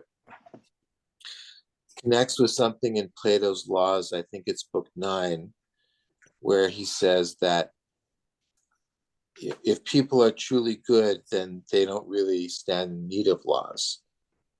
And for those who are sort of scrambling after evil, what good is giving laws for them going to do? Yeah.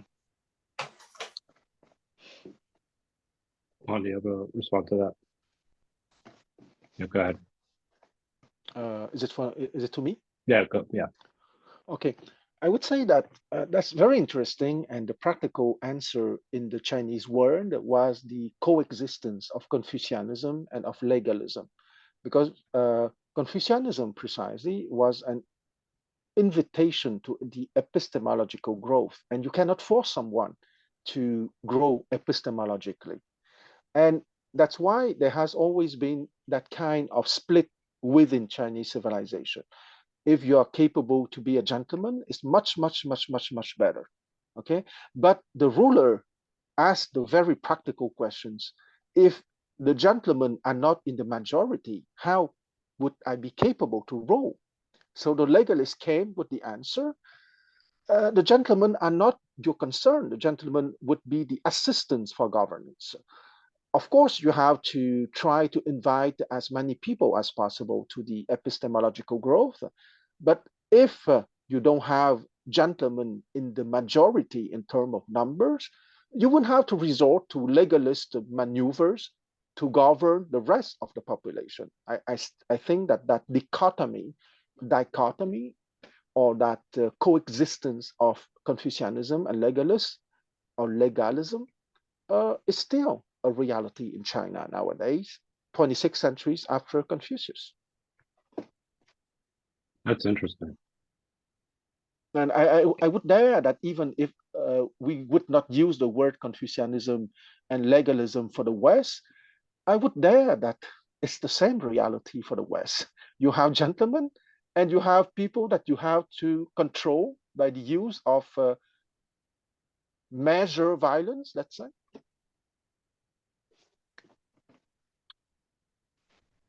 That's not an unfair criticism. I mean,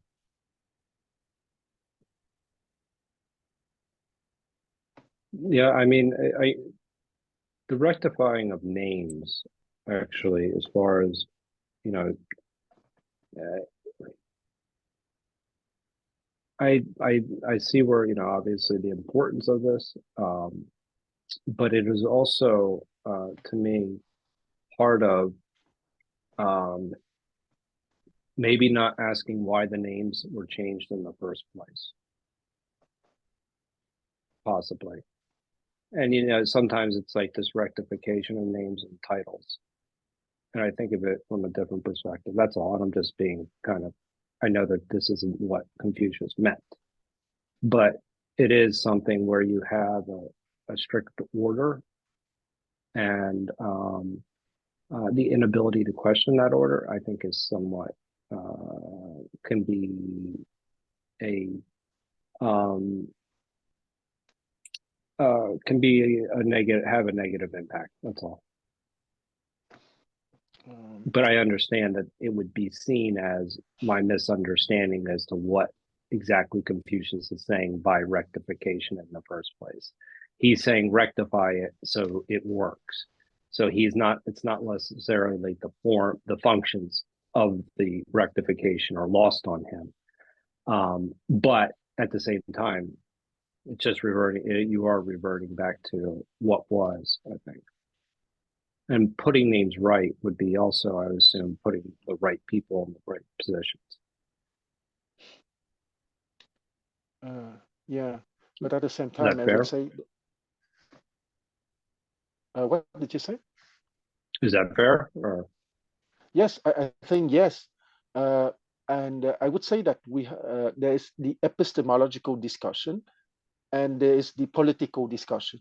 Because let's not forget that the hereditary nobility from the time of Confucius to the creation of the first empire in 221 BCE was precisely the capacity of the lower nobility to destroy the old order for the empire to be born. So politically, it has been possible to change the old order. I would like to remind us. Very good. David. Well, wait, did you have one? Did you want to add something? No, that's okay. Yeah, okay. I'm just thinking about language and the ways that it gets twisted. And even sometimes with some well-intentioned, an aspirational misuse of something is a cheap way to, instead of having action and changing something, to declare something as though it's the case, you know, to point towards, it leads to a kind of an attempt to prod people or lead them by misguiding. It's easy to start to turn from what's true, using words that are aspirational and soothing and almost appropriate. In fact, appropriate in your own mind because you're motivated by something that you consider more important than telling the truth. So you're willing to manipulate to lie. And that's this disingenuousness undercuts the ultimate message and the value of that kind of leadership. You know, the sincerity. Without the sincerity, you can't make the claim to virtue. So, Right. you know, but we don't talk about virtue in America. So this is it feels like an ancient discussion because we have so many problems saying this is a lie and this is true. So how can we talk about virtue? You know, this is a difficult discussion, I think, for us at this time. You know, hopefully we're all thinking the same things, talking to each other, but I really feel the discourse in our is suffering in this It way. translates into decorum. Everyone says, oh, there was such decorum in the previous generation. People in Congress were able to talk to each other. There was a ritual of compromise. And it's a very actually deep thing, right? They're pointing to, which is sacrifice without losing your principles in order to work together. That's like communalship, communal trust. It's a very deep thing, and it's a spiritual value. You know, it means even dealing with people you have problems with, right?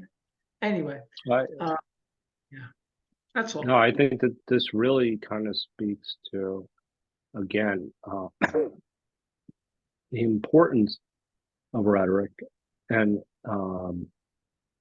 the virtuous aspect of it, meaning how virtue in the sense that your words and your actions are in alignment. And this goes back to number one. We were starting a little bit earlier. When we were talking about how being a moral example, and actually this is throughout these 7 passages that we went through this evening, that how being a moral example is you know, obviously essential, but also the ability to communicate effectively. But you also have to have character along with that. Your words actually have to match your actions, and they actually have to match your you know, your align with your values. And so being able to you know, to express and convince people that of your perspective, you know, you can do that, but you need to be very honest with them as to what that perspective is and what the actual goal is. All too often, rhetoric is used in terms of deception, maybe just winning the other argument as opposed to actually trying to come to some degree of a solution. One thing I've heard about the United States today in particular, and I think it's absolutely true, is that it's no longer the politics of you know, trying to get something done. It's the politics of how do we stop the other group. And so, and that is done through the idea of rhetoric, I think, many times. So you know, that people are able to take something and twist it and make it something that it's not, and actually turn it on its head. And that's a lack of character and a lack of virtue. I know, but we get so confused trying to talk about it because some of the people who want to win, the winning is important. That becomes the primary goal. So any means to win supports what they're considering virtuous. They will reshape words, and if they win, they have accomplished their virtuous goal. This is a perversion of what virtue means. How do you clarify that? You know, where do you start when there's no agreement on virtue as the democratic society having representation as its virtue? No, it's being in the office. If that's the virtue, we can't talk about virtue anymore. I'm frustrated. No, but it's a very it's a valid point. You know, I mean, even this comes back to the idea of what we were talking about earlier. Words do matter, but hashing those words out as to what they actually mean in like a Socratic dialogue, those Socratic dialogues are critical to understanding what is truly good. And so it's about understanding what is wisdom, what is justice, you know, is it ever all right to tell a lie, you know, kind of those types of, you know, kinds of questions really hash out in practicality how these things play out in everyday life. And so I think there's actually a course offered by a Stoic psychologist, and it's the best course that anybody could take, and I actually was behind on it. But it's based on Socrates, and it goes through a lot of the dialogues that he is, you know, through, you know, basically his entire life. And so, you know, some of these questions like justice is for the powerful, I believe, or things along those lines, and how there are arguments about that. And, you know, what does it really mean? What is the deeper meaning there? But we can come to that, actually. I'd like to discuss that a little bit further, because I think that's an interesting point. But anyway, Quan, you've been waiting patiently. No, that's okay, because what you said is exactly what I wanted to develop, okay? Because it's always about, I believe very much in the Confucian principle that the leaders have to be a role model, okay? However, you have all kinds of leaders, okay? And what you just said about an excerpt from the Republic, it was what Thrasymachus said in chapter 1 of the Republic, that justice is the advantage of the powerful. If you have that kind of leaders, you have plutocratic leaders. And you have a plutocratic leaders, it means that they don't have the virtues in the sense of the cardinal virtues of Socrates or the cardinal virtues of Confucius, okay? Meaning justice, wisdom, valor, and humanity. Their virtue, if we take the word etymologically, meaning the power of a man, okay, because let's not forget that virtue has a very down-to-earth meaning politically in ancient times, okay? Virtus, vir, mean a man, okay, in the sense of a guy, tus, meaning the might of a guy, okay? Politically, in ancient times, it might simply mean that you are strongest person, that you have many friends, and at the Senate, that you would be capable to overthrow your adversary because you speak better or you have more friends surrounding you. Okay, it can be very basic, and philosophically, it has been extended to more refined things like justice, wisdom, valor, humanity. So, if you have a plutocratic leaders and don't expect things to be dealt with at the level of true justice, of wisdom, valor, or humanity. So the fact that the fish rot by its head, how are you going to replace the plutocratic leaders? That's my question. That's a hard question. Oscar had his hand up, and I think he wanted to answer it. No, I'm just joking. No, I didn't want to answer, No, but no, I do want to say what David. That's a hard question. I wanted to comment on what David was saying. As I far do as want to come back to Quan. as far as what's take your happening time in the political situation, I'm not actually frustrated. It's what's happening today is we're seeing the philosophies of both parties playing out. I mean, and we're actually understanding the full extent of their philosophy.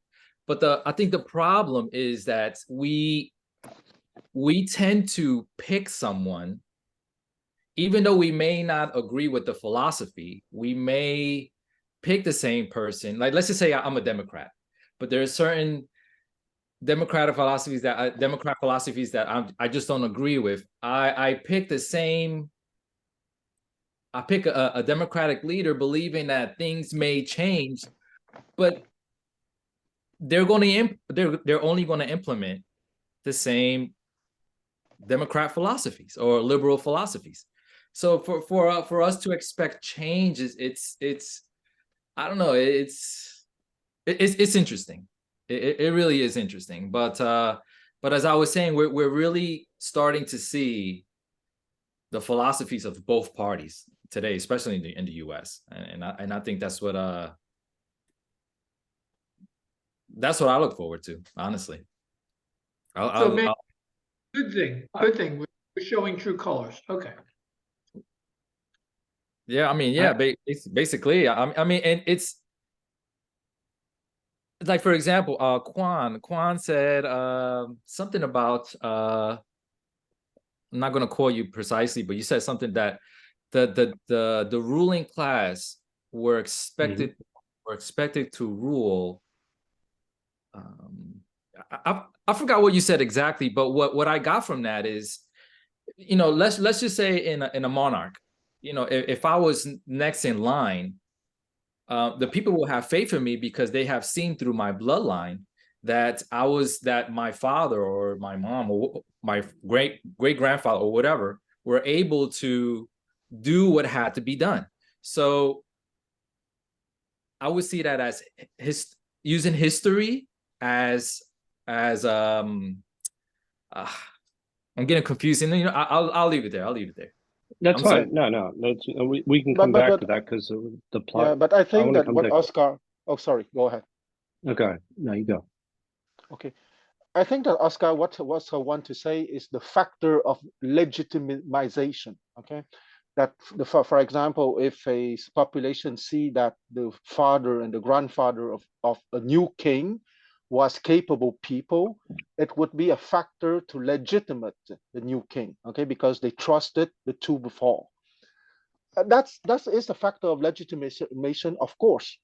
But I would say that in the ruling class, you don't need kings, because in the US, the ruling class are the rich and the powerful people who are the big families ruling the US since the 19th century. Okay, I mean, one of the criterion defining a truly rich family in the US, if you can buy or not 2 senators, for example. If you don't have the money to buy 2 senators, you're not really rich in the US. Okay, I may be a little bit cynical, but that's a plutocratic criterion.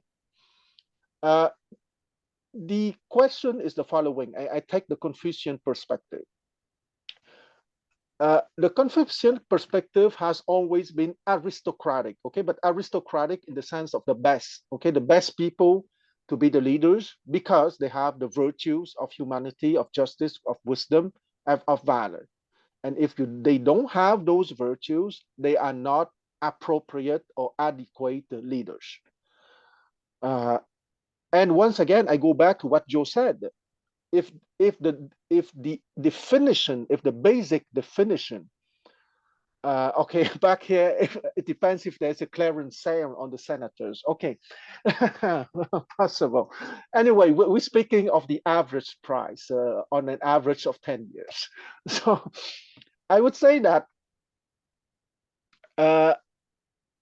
if justice is the advantage of the powerful, and if the people who are at the core of the elite, meaning having the tools of powers, truly believe it, the electoral system is only a circus. What is called, according to many critics of the electoral system, of the duopoly. Okay, the duopoly meaning that you have the Democrats and have the Republicans. But if you look at the foundation of those two parties, they are essentially the same people, but with different speeches.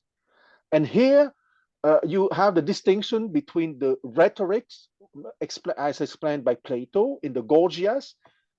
If rhetorics is animated with justice, wisdom, valor, and humanity, it's the art to express clearly your intention, or your ideas, versus heuristic. Okay, heuristic is the art to win at all costs. I have the intention is more heuristic now rather than rhetorics. And I stop here for now. I will come back. And I do want to come back to your question, how do you correct it? Go ahead, Mark. Thanks, Joseph. This goes back to something that you were raising. Well, how do we ultimately know what is good? How do we know what to do? How will we know who should be elevated to a higher position, etc.? And I think hopefully Quan and others can correct me if I'm wrong, that even though language may be ambiguous, that also carries over to goodness, because what is good is not always going to be a matter of something immutable, but will be something that Confucius will insist that we have to see in the circumstances that we are in. There will be a doctrine of the mean. And I think we've seen in the Analects, there were places where he decided that it was more important to flout a ritual in order to maybe instantiate a higher ideal. So what is good and right in any given situation is not going to be unambiguous. Well, I mean, I think it's clear what he's saying is good. I mean, you know, what he's saying is good is virtue. I mean, that essentially. But what does that mean in practicality? And that's where the dialogue comes in. That's where it's you know what, you know, the idea of justice. Now, him making the statement earlier, let's just say the statement that he used, I don't know, where justice, one with music and justice essentially would not be administered appropriately. You know, just that, but breaking that down as that, you know, what does he mean by that? And I think that that's the you know, that's the importance of dialogue and actually hashing these ideas out. But I think it's very clear as to what, I mean, most of these traditions are saying is that virtue is what is good, but and it's what is to be pursued. But then putting this into practices where, you know, it's you know, that's where the discussion comes in. Oscar? Yes, I wanted to ask Juan a question. So back again to where you said that the ruling class was expected to rule. Now this is back in Confucius' time. Would you say part of that also has to be because they had access to this knowledge, this education that the citizens or the ruled did not have? No, you're absolutely right, Oscar. And the revolution that Confucius brought 25 centuries ago is that he opened the aristocratic this time in the sense of hereditary nobility. He opened that education, which was the privilege of the hereditary nobility, to everyone. Okay, and that was a moment of deep revolution in the history of China, because, and of course, at the beginning, most of Confucius' students were poor members of the lower nobility. Okay, but with time, it was truly open to everyone, even the son of a peasant. And there have been many practical examples of sons of peasants having succeeded at the imperial exam and becoming ministers or prime ministers. So it was not a joke, it was real. Even if, I have to be frank here, if you were born in a family which was already in the gentry or in the nobility, it was easier for you, of course, but it was not close to the peasants.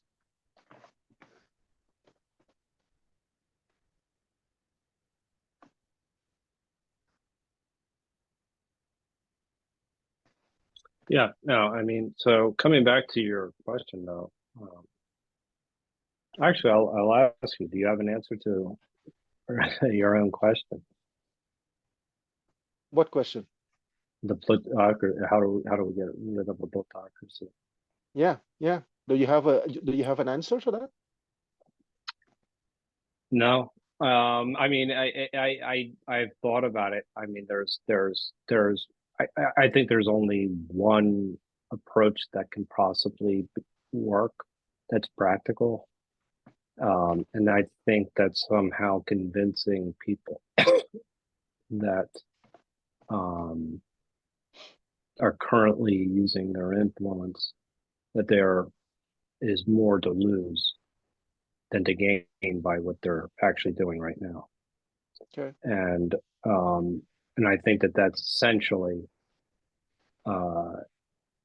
a case that can be made much stronger now than possibly than any point in the past 50 years. And I think that if you think of just some of the economic factors, affordability, when I think about even terms of when I say affordability, I mean, this is affordability even for people to pay the bills so that these individuals get paid. So I think that that's where I look at things that, they need to be convinced that it's in their best interest not to always win. The idea of a non-zero sum gain has to be articulated to someone. Yeah. So, I just want to take advantage of 10 seconds, okay? When Kennedy said, don't ask what your country can do for you, but ask what you can do for your country, is it not a beginning of aristocratic attitude? In the Confucian sense, in the sense of trying to be the best. that's a good question. Telling every individual to be the best, you're saying? Yes, but for himself, for his family, and for his society. Okay, because when he said, "Don't ask what your country can do for you, but ask what you can do for your country," it's a very aristocratic question in the epistemological meaning of the word aristocracy. Okay, meaning that you have to strive to be the best possible for yourself, but at the same time, when you wouldn't be the best of what you can be, you can contribute to your family and to your society. That's a very aristocratic attitude.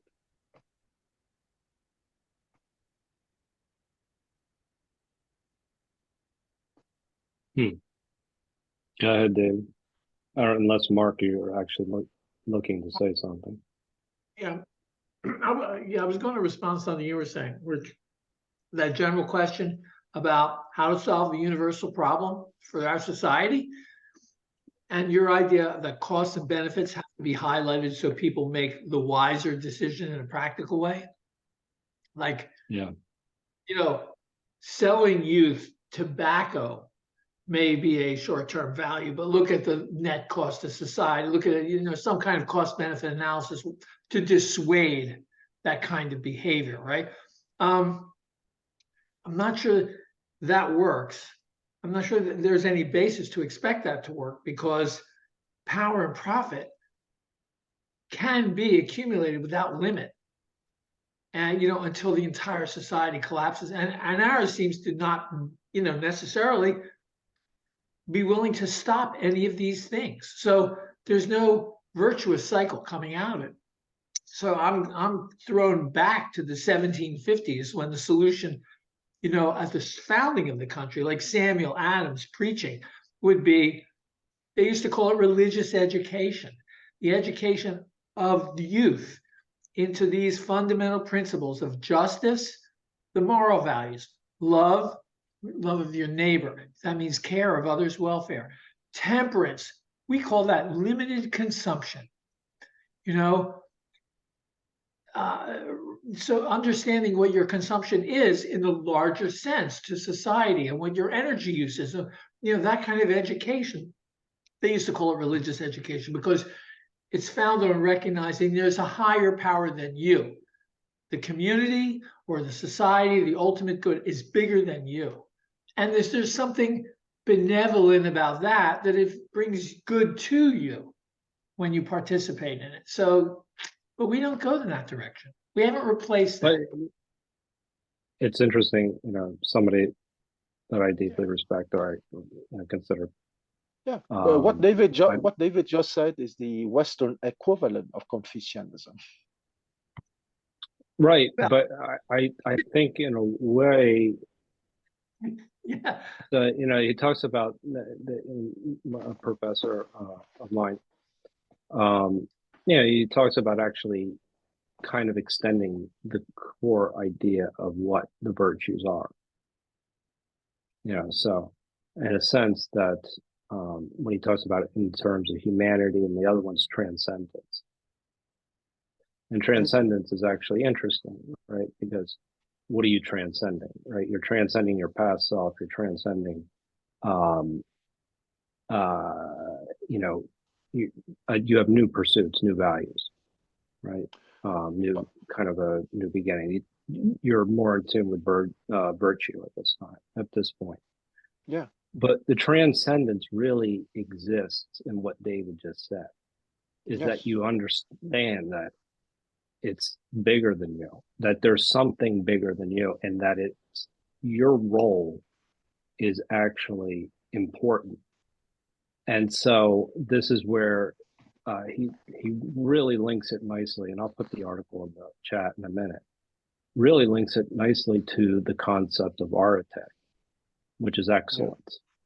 So the example of a knife that cuts bread, right? That it does it well, that it's doing it. This is what it's doing what it's meant to do. It has its purpose and its role, and that how that works into your function in society, your role in society, and how that relates to the overall betterment of the community. Now that we need to kind of return to that somehow. And I think that's, and I think it's possible. I'm biased on the medium that I think would work, but I'm not going to say that. But nonetheless, I think that's what David's speaking to, and I think he's absolutely correct. Oscar, you've been waiting patiently. No, I think it was Mark first. I think Mark's had his hand up for the past half hour. Oh, okay. I don't think he's. I don't know. Mark, are you there? Yeah, I don't think he's there. Yeah, I'm here. I'm here. Sorry. Oh, I think my hand was up from before. Yeah. okay. Okay, so this issue on plutocracy, I think the problem today is that we the people have given up so much our own capable responsibility to someone else. And the problem with that is the way someone else is going to handle it, you're never going to be satisfied with. And you're also, by going down that path, you are limiting your capability as an individual. And I don't think people are realizing this. And we're always pointing fingers, but there's certain things that we are able to do, but we just decide to, pass the bucket to someone else. And I think that's the problem there. I would like to say that when it comes in terms to like the United States,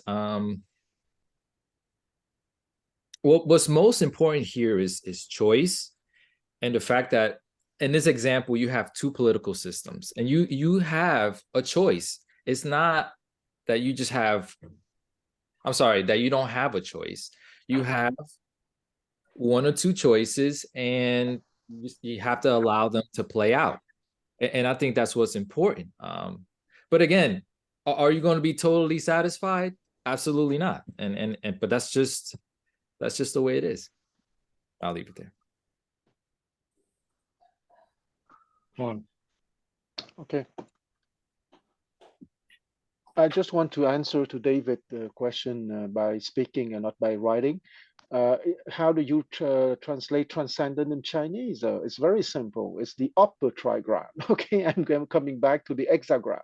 Okay, so the upper trigram with the three timeless form of beauty, Right. goodness, and truth, which are Yi, Ran, and Tao in Chinese.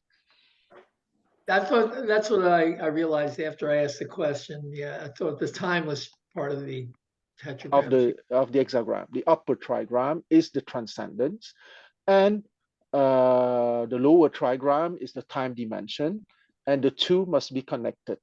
Okay, and that is the epistemological development as explained symbolically in paragraph 2.4 of the Analects.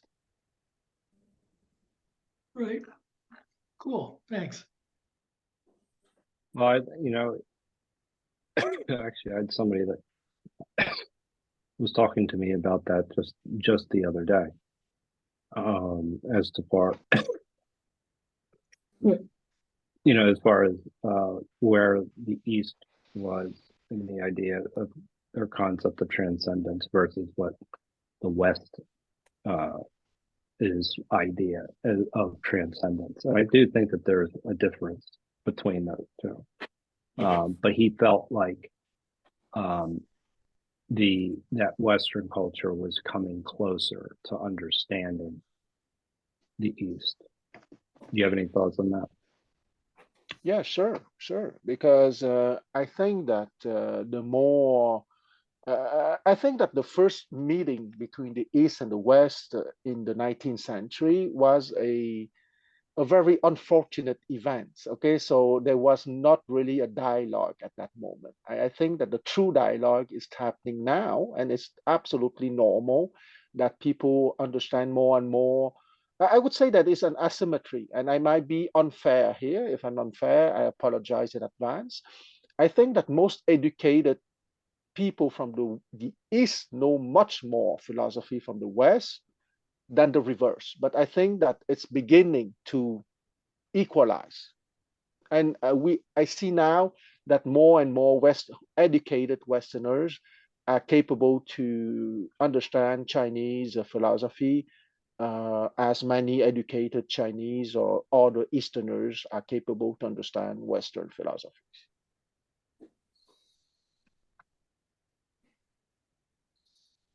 Very good. Yeah, no, I mean, I agree. I do think that it would take a while to actually get people to understand virtue or to move to virtue. But I think that there's a more of a focus on it, virtue ethics in general, than there has been in the recent past. And anyway, I mean, I think that what we read here this evening really highlighted various forms of leadership and its importance on how it impacts people. And the thing is about, this is kind of exclusively talking about government leaders. It's more than that. And that's what essentially, and Quan, that's what your questioning actually gets to, is that who really who are the leaders that actually need to demonstrate virtuous action, and then the politicians will follow, actually, to be quite honest, if that's the case. But I do think it comes from more of even individuals that are unelected than those that are elected. And that's how I think part of it is broken. Yes, of course. Because in the past, you know that in a city, when I say a city, it could be an empire too, of course. The political leadership was so at the center of everything, okay? Because around the political leadership, you have the cultural leadership, the military leadership, the philosophical leadership, the intellectual leadership, and so on.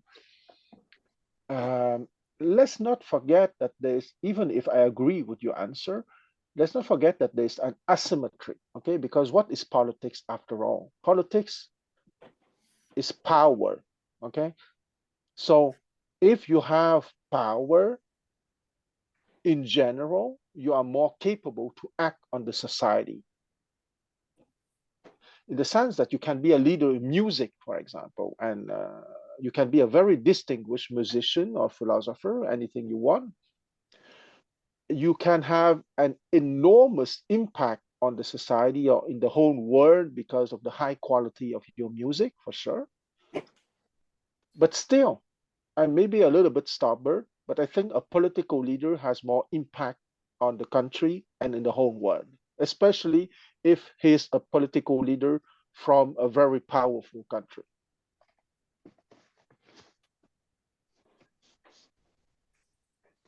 I have to Throw think some- about that. when reading this, I don't know if this has been said, but I assume it fits into what's been said. Using the notions of Parsons, who was a sociologist in maybe 19th century, the idea that these principles, which are here described literally as part Whoa. part of governance, as part of leadership in a society, these equally well apply to any self-conscious system.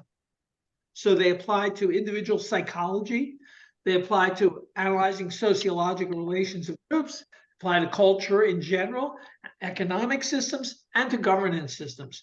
Because all these systems have the configuration of decisions, of symbols that have meaning, a physical culture, and actions and enactment, and physical, right? So these things balance out. So when you say for the culture that the virtues matter, it's the same as saying for an individual, the virtue of your choices matter, and that you're governing what? Your impulses, which are the various segments of a population, if you're talking about a governmental system, but as an individual, you're talking about the dynamics of your psychodynamic system.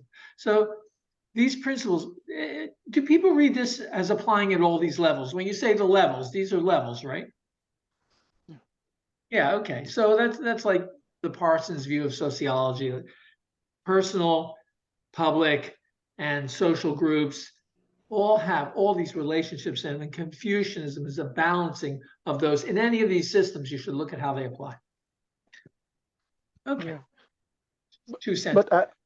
But I would say, if I may interrupt, that there are like 3 layers. Okay, you have the epistemological development of each one of us, and you have the quality of the political leadership. And I would say, I would go as far as you have the quality of, let's say, the international leadership, like at the United Nations, for example. Okay, so if there is a serious drop in the quality of the political leadership, even if that political leadership, in my mind, because of my Confucianist perspective, has a central role, but if there is a true epistemological growth in the general population, maybe it would help that general population to find a way to move the plutocrats, but it would be a very difficult process, because the plutocrats, let's not forget, have the tools of power that the average guy in this general population simply doesn't have. That's interesting, because now you're crossing the levels to see how within a level can you utilize the functions of other levels and their power. So, for example, if we want to have free and fair trade, but we're going to embargo Russia, we have to say, well, it's not really an open system in certain ways. How is the international community going to behave in light of the virtue of the international community? Yeah, it becomes now a larger systems question. Yes. How they relate. Yeah, actually, is it more of an international question, or is it more of a? I think that the three levels interact. Okay, because yeah, you act with virtue at your level, but you're constrained by that's going to have consequences which might be quite contrary. in terms of healthy values when you take into account reactions of other societal groups or other nations. Like Exactly. spreading nuclear arms into North Korea because you upset Russia. That might be something you really have to wonder. What was the cost of that? We were helping Ukraine, but now we've just proliferated Russia's nuclear weapons. What did we just do? It changes the question. I don't know. Let Quan answer it. I have no idea what to say. Well, I think that you answer, because there is in the international system there are automatic interactions. Okay, and I think that the example you brought is perfect. Okay, in the sense that, because and I'm not making politics here. Okay, I'm trying to stay facts. Okay, the facts that Russia has been attacked by the U.S. leadership for XYZ reason, which could be very good for them, and I'm not discussing that. One of the consequences is that the Russians came to North Korea and gave them notes. And I read recently that the North Koreans have hypersonic missiles or missiles. Okay, so that is a possible practical consequences of the automatic interactions within the big international systems. Okay, and the epistemological development of each US citizen, for example, have a consequence on the plutocratic oligarchy, which would not be the same if those citizens were not epistemologically developed. Okay, because if all the U.S. citizens were just sheep, it would not be the same if a significant proportion of them are epistemologically advanced persons. It's not the same dynamic. Right. And it's like if you stand up for your mother as a child, if your mother's being abused by her father, you might just bring on her death because he'll attack. You cannot just virtuously intervene without understanding. There's a different dynamic, a system that, has its own instability. Yeah, it's just, you can act virtuously alone, but it may be interruptive of a higher level system that you are engaging in. Yeah, that's why I think your example is excellent, because who would have thought just 6 months ago that Russia would be in a deep relation with North Korea? Yeah, it's hard to anticipate psychopathy. That's Right. just a But I think Quan, isn't it, in history, his father and grandfather had relations with Russia. Absolutely, but let's not forget that around year 1999 or 2000, both Russia and China, from their perspective, abandoned North Korea because they wanted to appease the US of A. Okay, let's not forget that. And why now they just reverse completely their politics 360 degrees? It's because the US plutocracy decided to attack Russia. Okay, so just two weeks ago, Russia reversed a 24-year-long politics of quote unquote abandoning North Korea because the Russian leadership wanted to appease the US of A. Let's not forget that.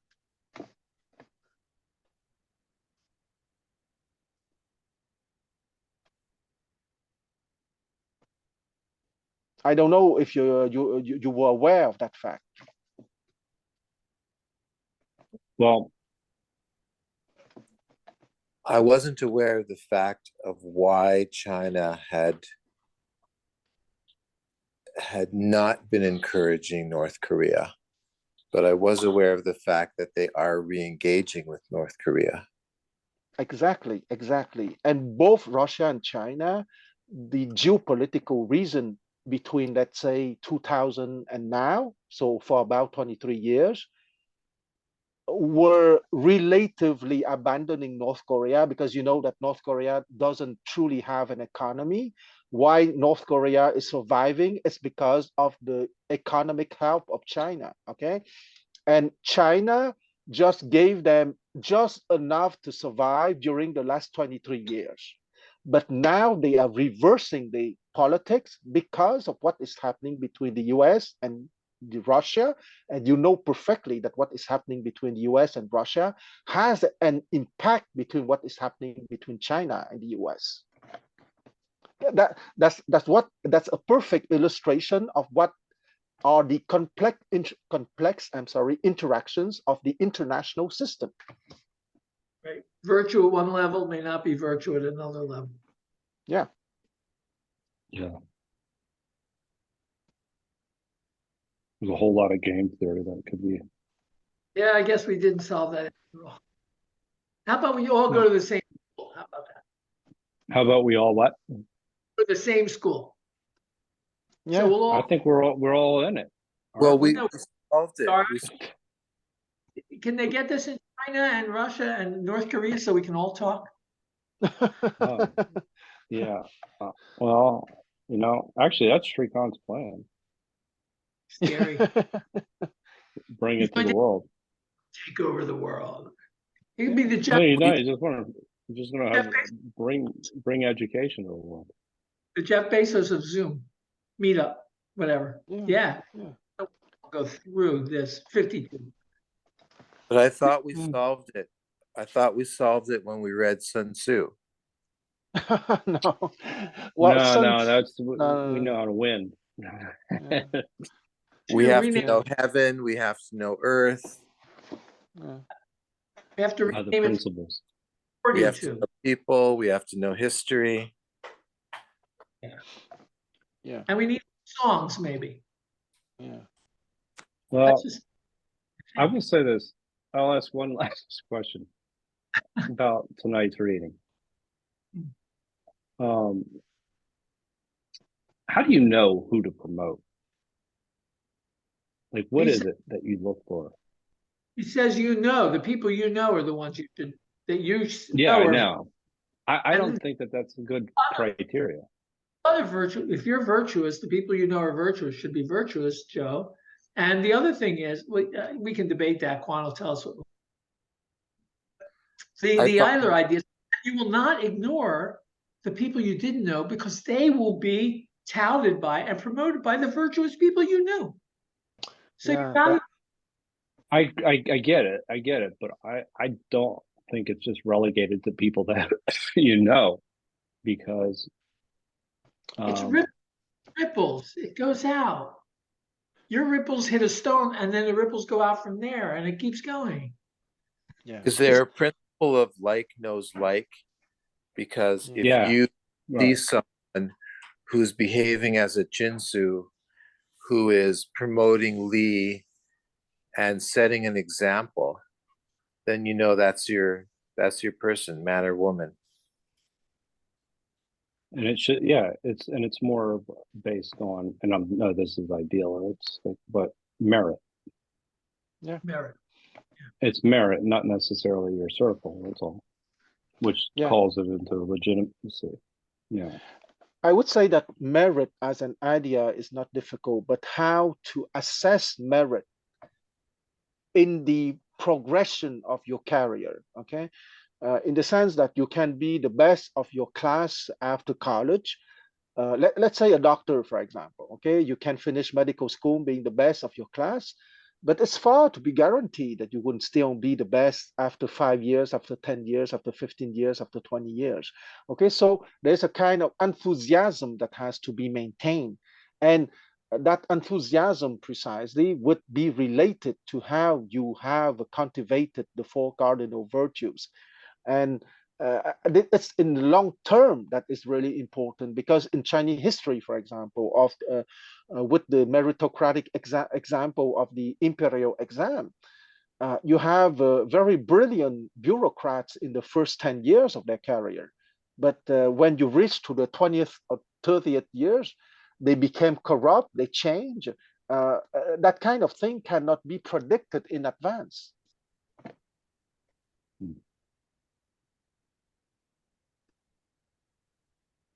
Just made it more complex. Yes. Yeah. It sounds very human, complicated. Was that your last question, Joe?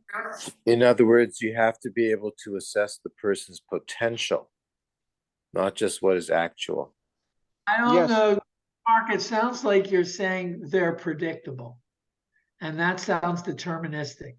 And it may be more complicated, right? No, then it's subject to bias too. Yeah.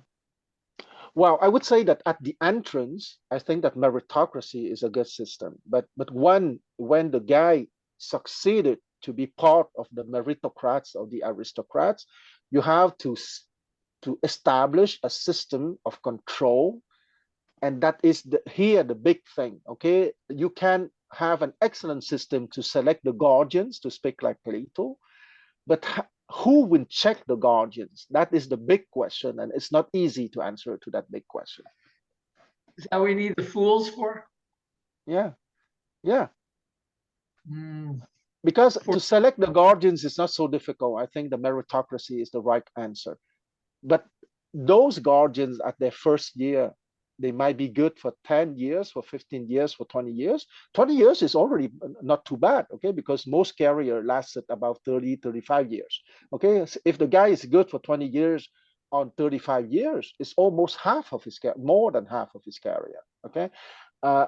But if he's bad in the second part of his career, when he do some minor mistakes, or he would do a big mistakes that will overthrow the country completely. You know, I bet 35 years of character building, you can be pretty sure what kind of guy that is.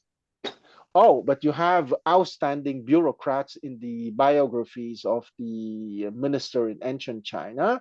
They were perfect for 35 years, let's say, but they would do something at their 38th year of career. Okay, it's plenty of that stuff. Not because necessarily that they are corrupt in the ordinary sense of the word, but when you are in power play, things can be very complicated.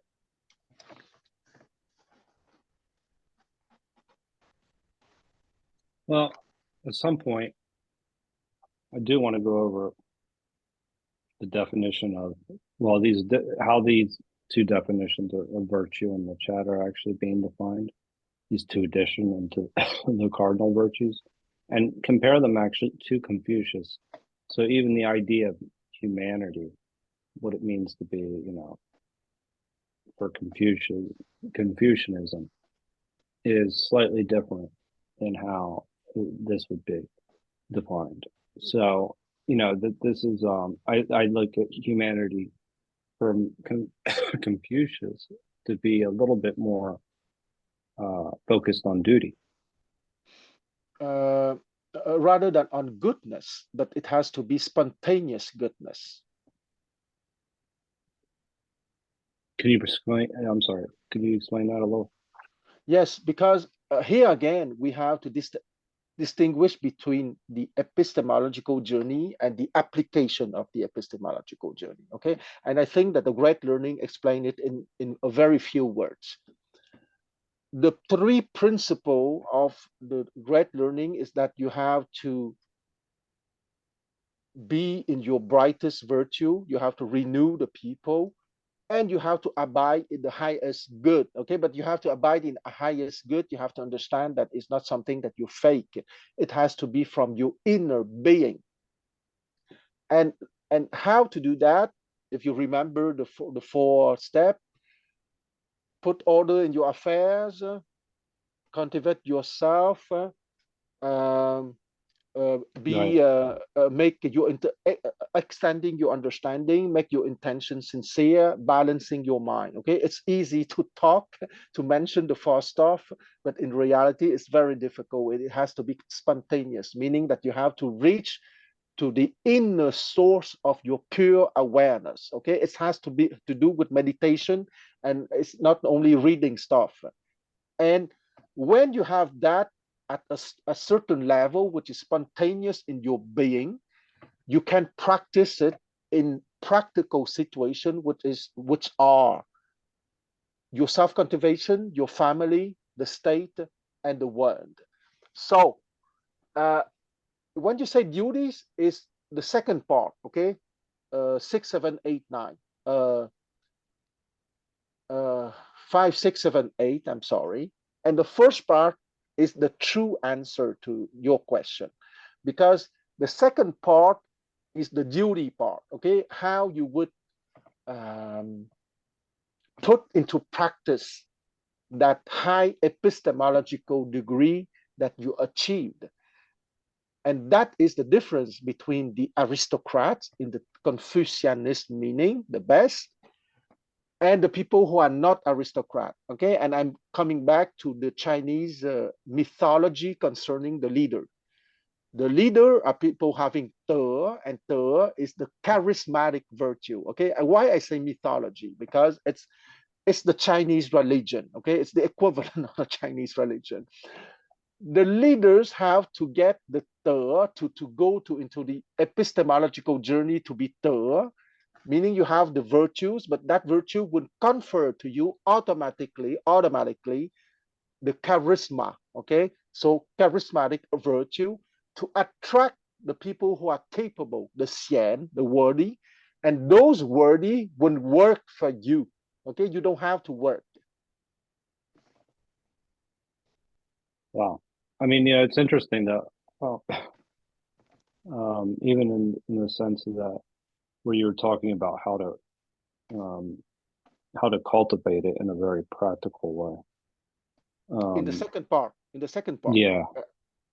Yeah. But the first part is the tough one, okay? Because it's easy to say that, I mean, put order in your affair, extend your knowledge, understanding, make your intention sincere and balance your mind. You know, it's very easy to say those stuff, but you have to embody it. Yeah, exactly. It has to be part of your being. Yeah. Actually, yeah, you have to make it part of you. And so where you're saying spontaneous, as I'm understanding it, is that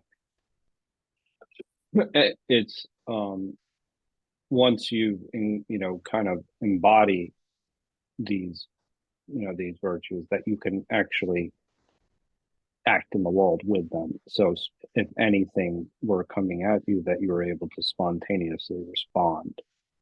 Exactly. So okay.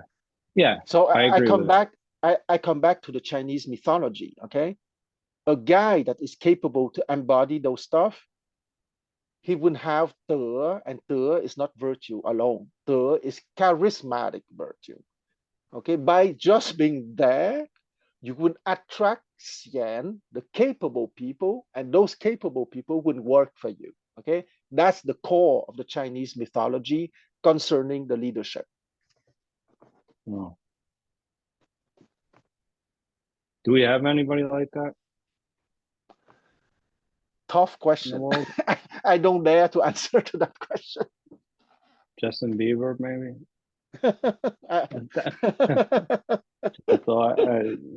Well, anybody?